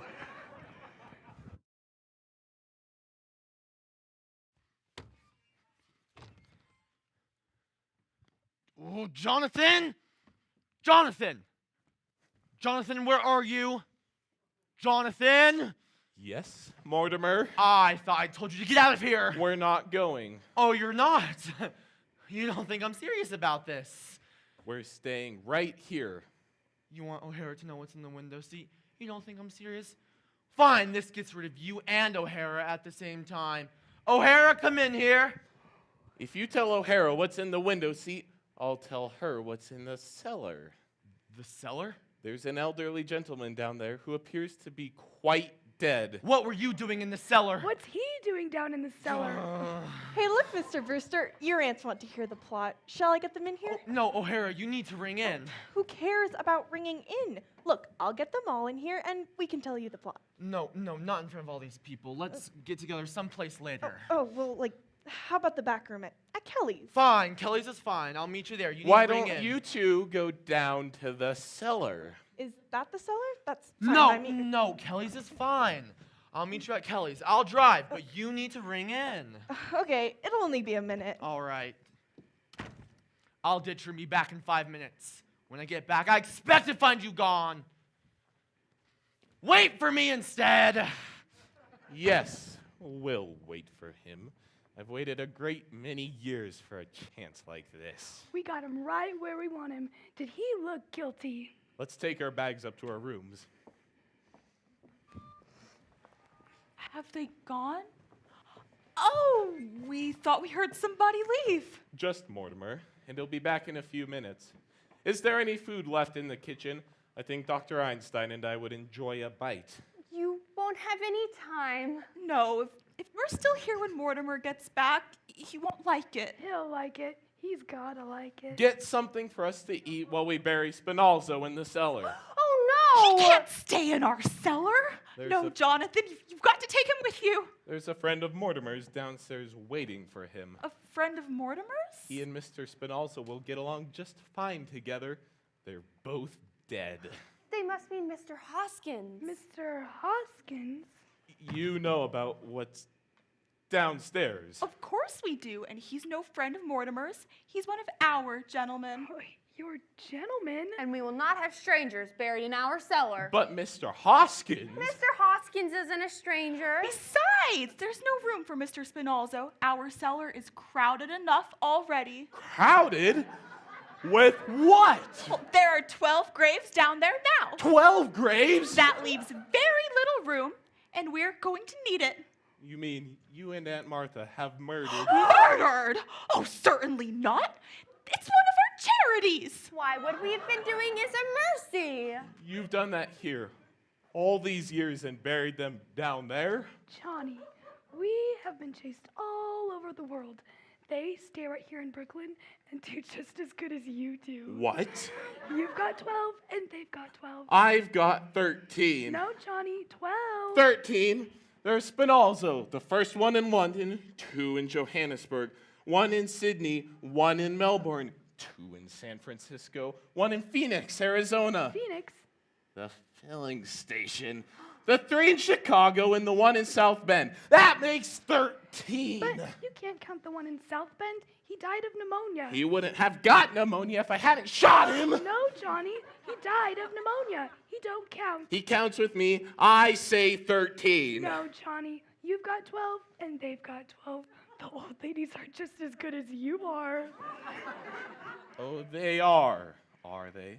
Well, that's easily taken care of. All I need is 1 more. That's it. Just 1 more. Well, here I am.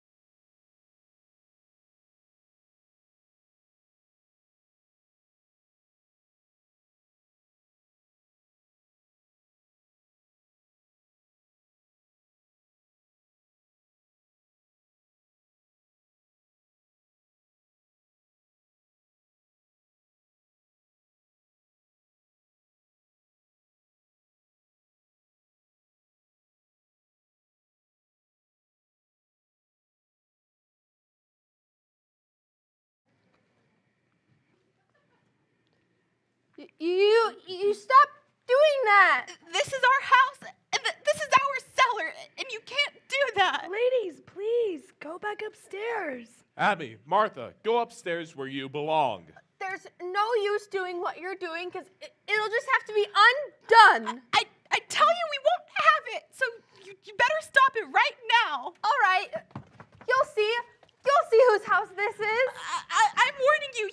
You'd better stop it. Oh, hasn't Mortimer come back yet? No. Oh, it's a terrible thing to do, to bury a good Methodist with a foreigner.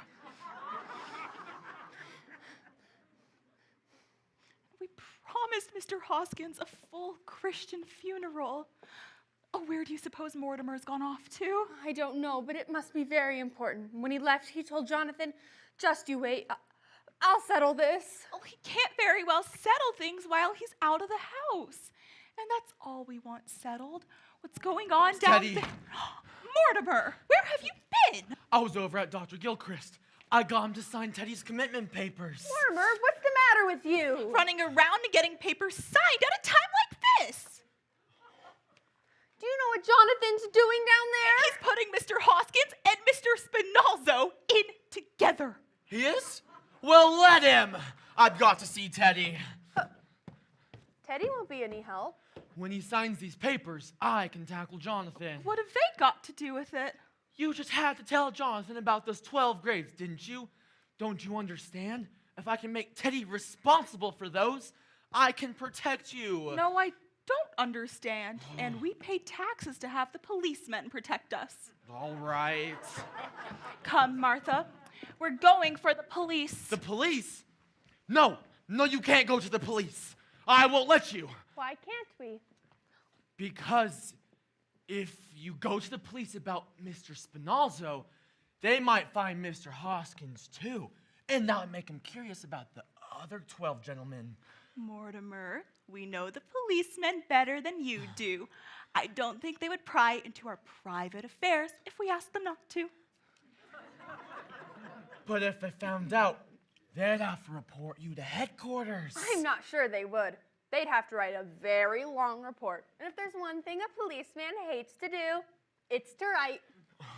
Well, you can't depend on that. You don't know if a judge or jury will be as understanding. Oh, Judge Coleman would. We know him very well. He always comes to church to pray just before election. And he's coming here to tea someday. He promised. Abby, we must speak to him again about that. His wife died a few years ago, and it's left him so lonely. Well, come along, Martha. No, I won't let you. You can't have anyone in here, and you can't have Judge Coleman to tea. Mortimer, if you're not going to do something about Mr. Spinalzo, we are. I am going to do something. We might have to call the police in later, but when we do, I want to be ready. You have to get Jonathan out of this house. And Mr. Spinalzo, too. Will you please let me handle this in my own way? Well, if they're not out of here by morning, Mortimer, we're going for the police. They'll be out, I promise you that.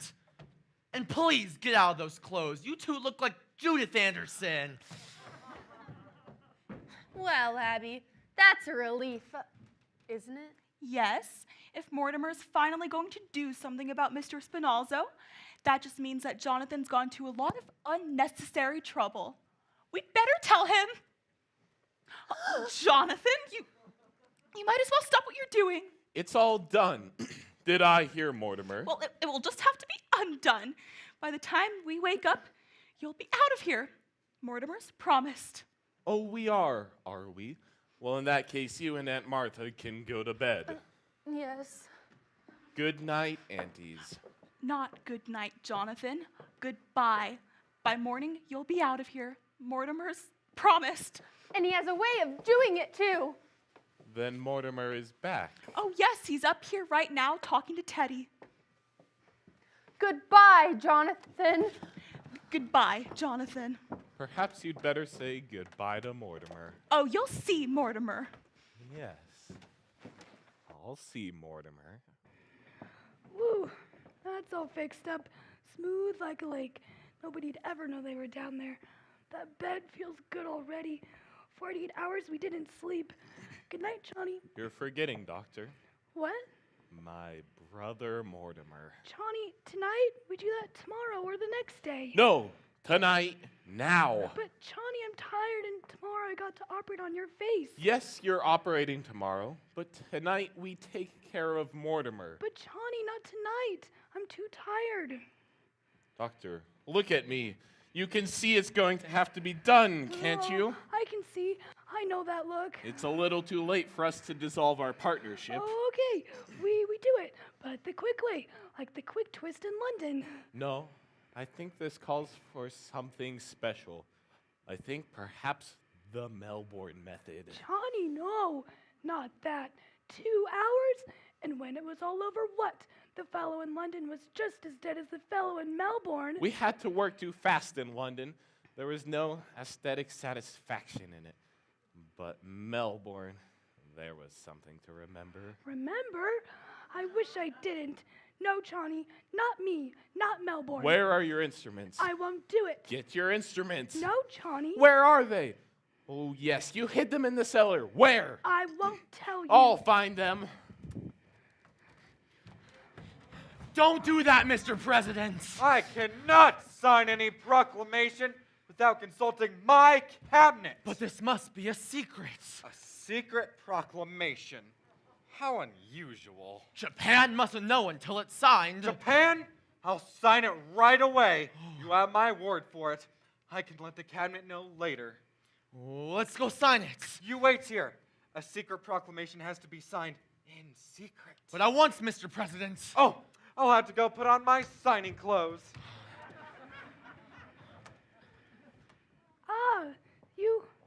You go now, eh? No, Doctor, I'm waiting for something important. Please, you go now.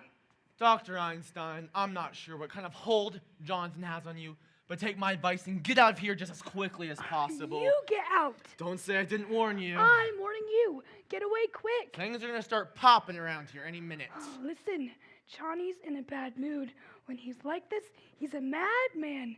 Things happen, terrible things. Oh, Jonathan doesn't worry me now. Don't those plays teach you anything? About what? Well, at least people in plays act like they got sense.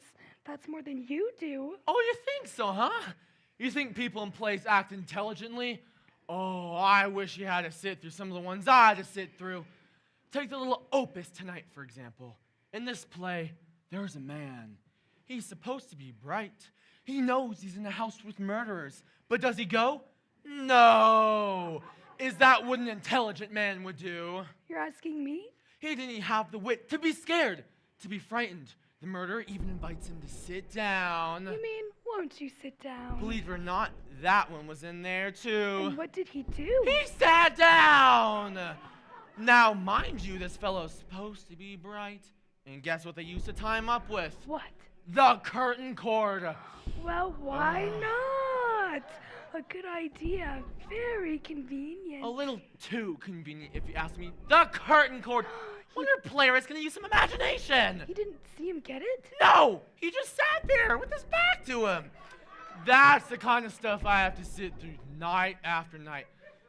They say it's the critics who are killing the theater, but it's the playwrights. So there he sits, the big dope, just waiting to be trussed up and gagged.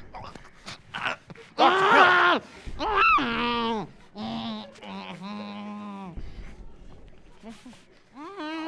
still.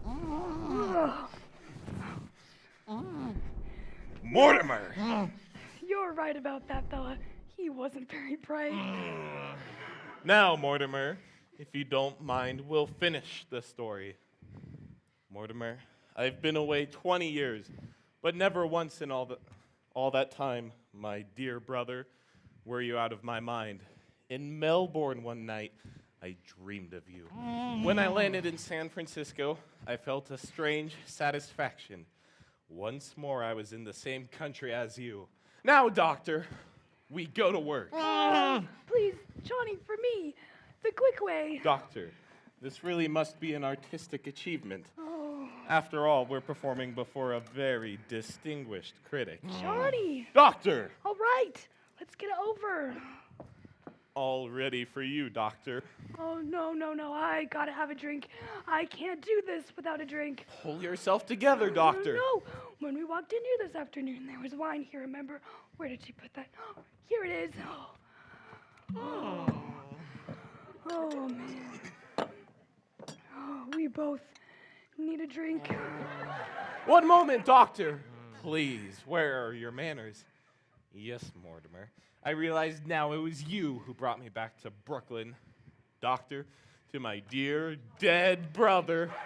Ah, that's it! He goes next! No, Johnny, not Teddy! Not Teddy, that's where I stopped, not Teddy! Then we get to Teddy later. We don't get to him at all! Now we've got to work fast. The quick way, eh, Johnny? Yes, Doctor, the quick way. Oh. Hey! The colonel has got to stop blowing that horn. It's all right, officer. We're taking the bugle away from him. We promised the neighbors he wouldn't do that anymore. It won't happen again. Good night. I'd better talk to myself.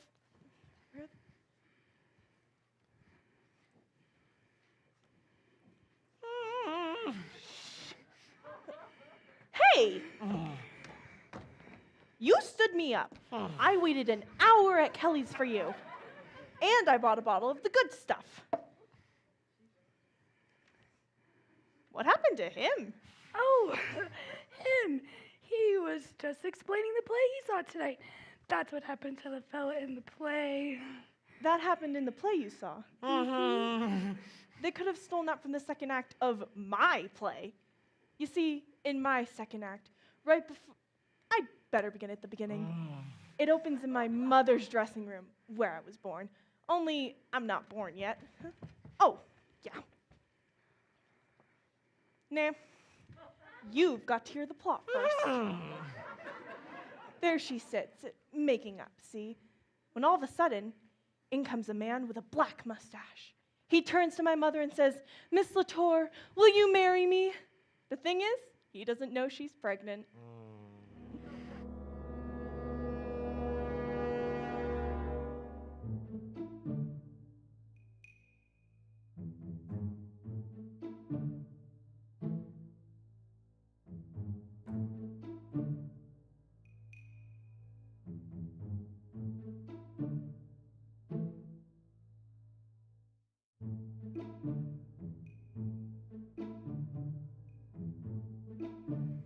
There she is, lying unconscious across the table, the man standing over her with a hatchet. I'm tied up, just like you are now. The place is an inferno of flames. It's on fire. When all of a sudden, in through the window comes Mayor LaGuardia. Hey, go easy on that. Remember who paid for it? I'm saving some for Mr. Brewster and I to celebrate the end of my play. I don't want to miss that celebration. Well, how do you like it so far? Well, it didn't put me to sleep. Well, he's no more interest than that. He doesn't get any more to drink. There's just enough left for the celebration. Oh, good. It's 3 days later. Still looking for the perfect part in a play, just like my mother had found hers. I'm walking down Staten Island when I get the suspicion I'm being followed. Don't let anyone in. There's a darkened house on the corner, so I slip inside. Oh, it's the cops. I stand there in the dark, and I see the door handle start to turn. Johnny, it's the cops. Little does he know that I have a single-shot liberator on me, and I know how to use it. I pull up my little persuader, brace myself against the wall, and say, "Come in." Oh. Hey, Pat. What's going on here? Oh, this is Mortimer Brewster. I've been writing my play with him. Well, did you have to tie him up to make him listen? You better report in at the station. The whole force is out looking for you. Oh, well, did they send you here for me? I didn't know you were still here. I came to warn the Brewster sisters that the Colonel blew his bugle again. I'm sorry, Mr. Brewster, but the Colonel's got to be put away someplace. Oh, yes, I agree right away. You know, I guess I should ring in at the station, but I'll just run through the third act, real quick. No, I can't take any more. Do you know it's after 8 o'clock in the morning? It is? Yeah. Oh, well, I mean, gee, Mr. Brewster, those first two acts run a little long, don't they? But, you know, I don't see anything we can leave out. Mr. Brewster, what happened to your brother? Oh, he got a little bit tipsy, if you know what I mean. Fell asleep at the end of the first act, right as things were getting good. Ha! Hello? This is Brophy. I better let them know we found you. Hey, tell Lieutenant to call off the big manhunt. Yeah, at the Brewsters. Should we come to the station? No? Okay, we'll wait here. We may need some backup. So that's it. I've been turned in, have I? All right, you've got me. And I suppose you and that stool pigeon brother of mine will split the reward. Reward? Now I'll do some turning in. You think my answer's sweet, charming old ladies, don't you? Well, there are 13 bodies buried in the cellar. Teddy! What are you talking about? I'll show you. You come to the cellar with me. Hey, you better watch it. Your aunts have to be very good friends of ours. 13 bodies. I'll show you where they're buried. Oh, yeah? Yeah, Sarah. You go down to the cellar with them, and you go check it out. I don't know if I want to be alone down there with him. I mean, he looks like Boris Karloff. Oh! Pat! Pat! Him off me!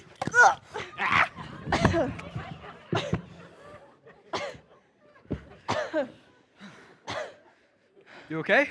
What was that about? What are you two doing here? I told you I was handling the Bugle Boy. Well, we was just about to. What happened to him? Did he even put up a fight? Well, sir, this isn't a fellow that blows bugle. This is his brother. He tried to kill me. All I said was that he looked like Boris Karloff. There's a reason to. Wait a minute. Turn him over.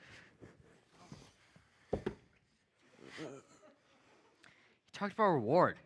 We kind of think he's wanted somewhere. Oh, you kind of think he's wanted somewhere. If you look circulars back at the station, the retreat detective, of course he wants somewhere in Indiana. He said they escaped from the criminally insane. And the description they gave off, it looks like Boris Karloff. So O'Hara and I can split the reward. No, not in your life. The reward is mine. Well, you know, he tried to get us down in the cellar. Said something about 13 bodies. 13 bodies. If that didn't tip you off, they came from a nut house. I thought all along he talked kind of crazy. Where you been doing, Shakespeare? Where have you been all night? Oh, I've been right here, sir, writing my play with Mortimer Brewster. Yeah? We can write it back at the desk. You're suspended as an officer in training. Back to the desk for you. Oh, well, can I at least use the station's typewriter to write my play? No. Now take him out of here. Take him away. Did you find his description about his accomplice? The woman who helped him escape? Oh. Ugh. No wonder it broke into the shape it's in with knuckleheads like you. Flying for 13 bodies in a cellar. Oh, but there are 13 bodies in the cellar. Who are you? I'm President Roosevelt. He's the fellow who blows the bugle. Morning, Colonel. Well, Colonel, you're blowing your last bugle. Oh, dear me. Another yellow fever victim. What? All the bodies in the cellar are yellow fever victims. Well, No. take him up. No, Colonel. This is a spy we got trying to break into the White House. Take him away. Sober him up and take him away. Colonel, we could use a hand. I'm always willing to help the Secret Service. As president, questioning spies is in my department. Alrighty. All right, shoulder. Whoa. 2, 3. Whoa. Whoa. Easy does it. One step at a time. 1, 2. 1, 2. All right. You first, Colonel. Here's the door. 1, 2. You got it. 1, 2. Okay. Oh, Lieutenant, I'm Mortimer Brewster. Are you sure? I have these papers signed by Dr. Gilchrist, our family physician, and I have Teddy's things already packed. He's going to Happydale? Yes, right away. I just wanted to let you know that everything that's happened here tonight, well, Teddy is responsible for. Those 13 dead bodies. Yeah. Ain't it enough that the whole neighborhood's scared of him disturbing the peace? But if a cockeyed story got around about 13 bodies in a cellar? Now he's starting a yellow fever scare. Do you think anyone really believe that? Well, people 13 bodies? Well, people are just dumb enough to believe anything. Yeah. Excuse me, Lieutenant. Good morning, Mortimer. Good morning, dear. This is Mrs. Witherspoon. She's come to meet Teddy. Oh, hello, Mrs. Witherspoon. This is Lieutenant Rooney. Hello, Superintendent. Teddy must go today. Today? Oh, not today. This is highly unlikely for things to move this quickly. Oh, Elaine, I'm glad you stopped by, but I've got some important business, so why don't you run along home, okay? I had no idea it was this immediate. We'll sign him up, Superintendent. He's a menace to the neighborhood. Mrs. Witherspoon, Teddy is quite harmless. He just has a serious case of mistaken identity. Complete insubordination when President of the United States is treated like that. It's a black eye on this great country. Oh, Mr. President, I have good news for you. Your term in office is over. Is this March the 4th? Practically. Oh. Let's see. Now I go on my hunting trip to Africa. Is he trying to move into the White House before I've moved out? Who, Teddy? Taft! That isn't Taft, Teddy. Why, no, it's Dr. Harper. He's brought Mrs. Witherspoon to organize your trip to Africa. Oh, bully! I'll bring down my equipment. Goodbye, Aunt Abby. Goodbye, Aunt Martha. I'm on my way to Africa thanks to my new secretary. Charge! Oh, good morning, darlings. We have visitors. Why, this is Lieutenant Rooney. Oh, how do you do, Lieutenant? My, you don't look anything like the fuss budget the policemen say you are. Hello, Dr. Harper. Hello, Miss Brewster. Elaine and I brought Mrs. Witherspoon over to meet Teddy. He blew his bugle last night, and that's the end of it. Yes, we know. We're going to speak to him again about that. It seems, Miss Brewster, that it might be best for Teddy to go to Happydale today, according to Lieutenant Rooney. Oh, no! Not while we're alive. The papers are all in order, and though it is a little unusual, I see no reason for us to prolong the inevitable. Oh, we won't permit it. We won't be separated from Teddy. It's terribly cruel to split up a family like this, Lieutenant. Oh, yes, Dr. Harper is right.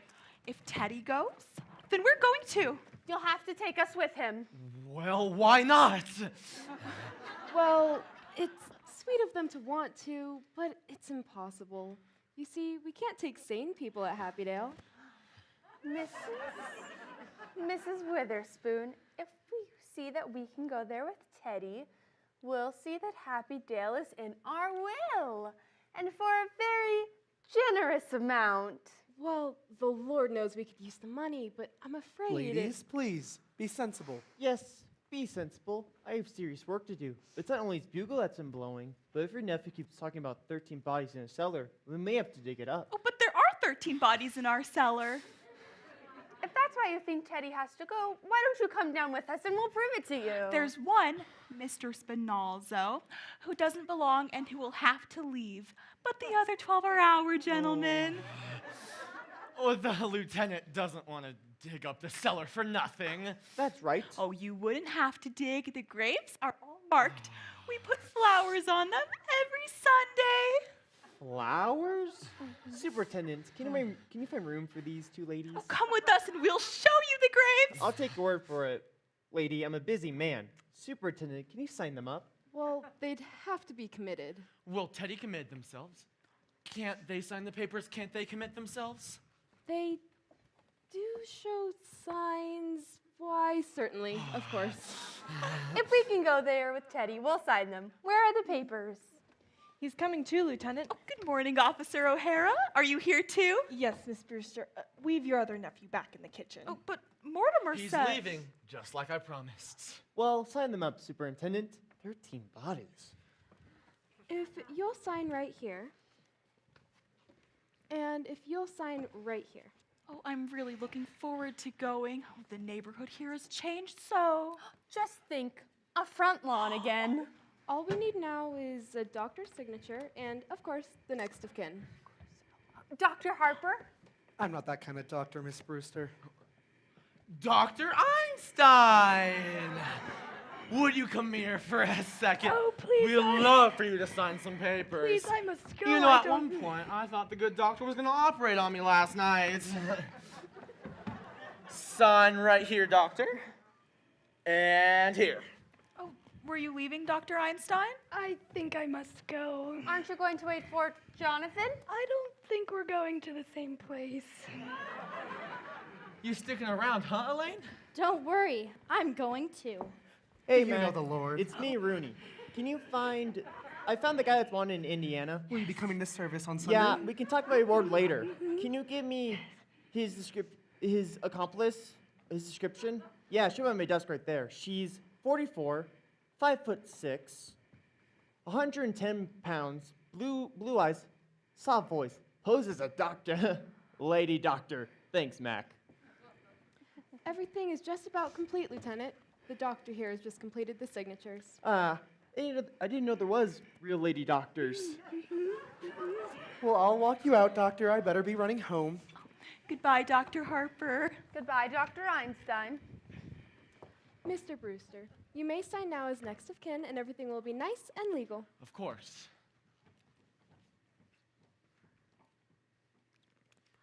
That's fine. Everything is in order. Oh, now, aunties, you and Teddy can be safe. When do you think you'll be ready to start for Happydale? Well, Mrs. Witherspoon, why don't you go upstairs and see what furniture we can donate to Happydale? Some of it is very old and quite valuable. Oh my, it would be nice to have some classic pieces in the home. Upstairs? I'll show you. Oh, no, Mortimer, we need to talk about some of our affairs with you. It's just upstairs and to the left, Mrs. Witherspoon. Thank you. Well, Mortimer, now that we're moving, this house is really yours. No, it's too full of memories. But you'll need a home when you and Elaine are married. Darlings, that's very indefinite. It's nothing of the kind. We're going to be married right away. Mortimer? Oh, Mortimer, we're really very worried about something. No, darlings, you're gonna love it at Happydale. Oh, we're very happy about the whole thing. But that's just it. We don't want anything to go wrong. Will they investigate those signatures? Oh, they're not gonna look up Dr. Einstein. It's not her signature, dear. It's yours. Why don't you sit down?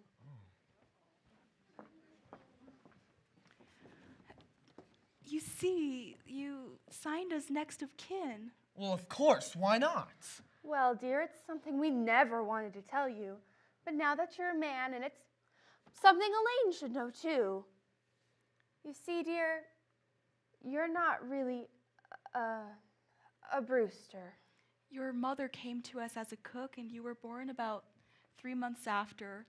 Oh, her husband had just died, and she was such a sweet woman and such a wonderful cook, and we didn't want to lose her, so we accepted you both as family. I'm not really a Brewster. Now, don't feel bad about it, dear. And Elaine? It won't make any difference to you? Elaine, did you hear? Don't you said I'm not a Brewster! Yes, Mortimer! Let's tell Father and plan a wedding!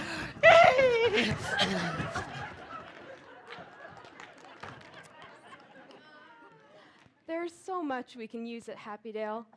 We'll need a truck. I should be back in an hour or so if you think you and Teddy will be ready by then. One moment. I'll be needing this. Oh, we certainly will try.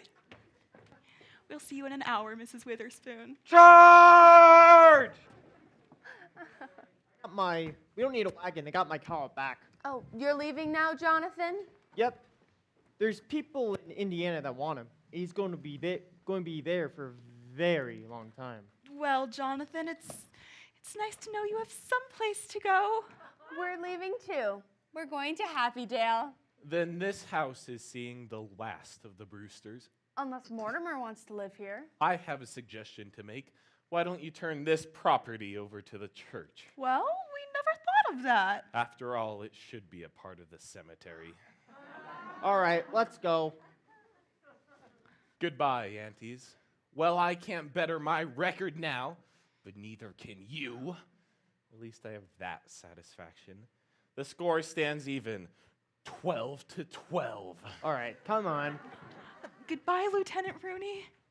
Goodbye, Officer O'Hara. Bye, Mr. Brophy.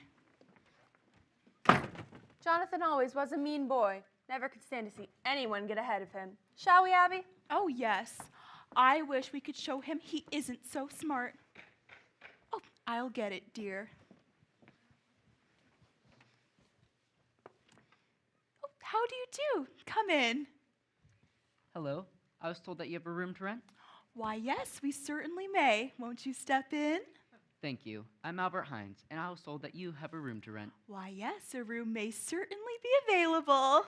Have you had any breakfast, Mr. Hines? Yes, 8 hours ago. I'm a traveling salesman. I had at a cafe outside of town. My, a traveling salesman. Your family must miss you tremendously. Oh, haven't got any family, ma'am. Been on my own most of my life. Oh, that must be so lonely for you. It is, but such is life. Well, Martha, if Mr. Hines can't join us for breakfast, he should at least try a glass of our elderberry wine. Do sit down. Elderberry wine? You don't see much elderberry wine these days. I thought I had my last glass of it. Oh, no. No, here it is.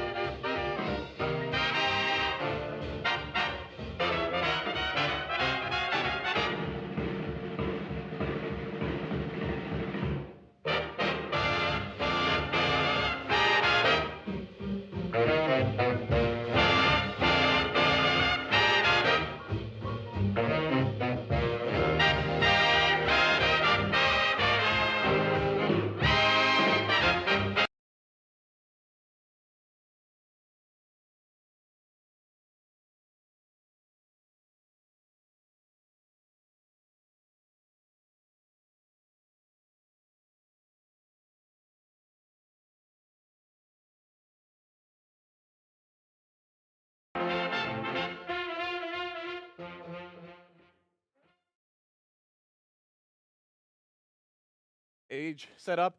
So first of all, if you were in any way related to helping set up this stage, please stand up now and we could all recognize you.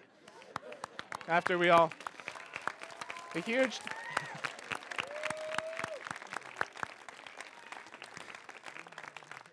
thanks to my parents for getting this set all nice and set. Huh? Next, we have a big thanks to Hector Hardone all the way back there. So Hector, come down. Come on down. Come down. We need you. Hector's had quite the busy week as he's done his recital for conducting at DU and then going to helping with the show. We just want to thank you for making us look great up here, Hector. Thank you, guys. Thank you so much. You guys did wonderful. Super quickly, I didn't really do anything this night. It's all my team back there.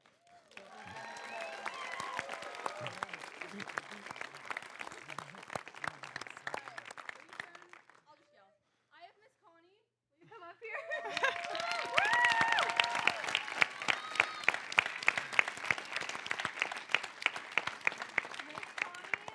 Really ran the show this year. She didn't direct us, but she did make everything possible, selling tickets.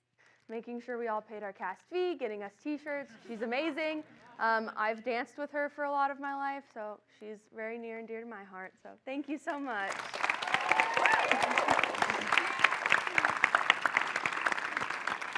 Last but not least, Mama Pam.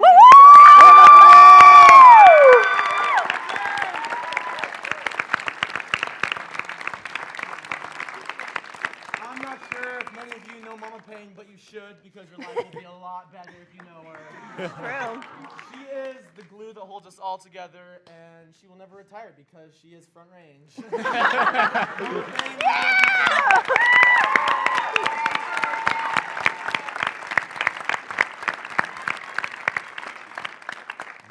there anybody's mic I can? Here, mine's off. Okay. A lot of you guys are cast families, and truly from the bottom of our hearts, we thank you for your help. We could not do all of this without so many of you, and as the person kind of organizing the different groups, I thank you. So we, as a director's team, Mrs. Payne, myself, and Mrs. Nickel, have been getting a very common question. Can anybody guess what that question is? What is the spring musical? So, in the spirit of, a drum roll. Okay, hold on. In the spirit of trivia, if I were to say, I'm going to start with some hard ones. Agatha. No. Martha. It's a musical about Martha Stewart. Perfect. Okay, how about Liver Lips Louie? Why do I not? All of a sudden, all the musicals I know blend. Singing in the Rain? No, it's neither of those. Sky Masterson. Nathan Detroit. Sarah Brown. Adelaide. Guys and Dolls.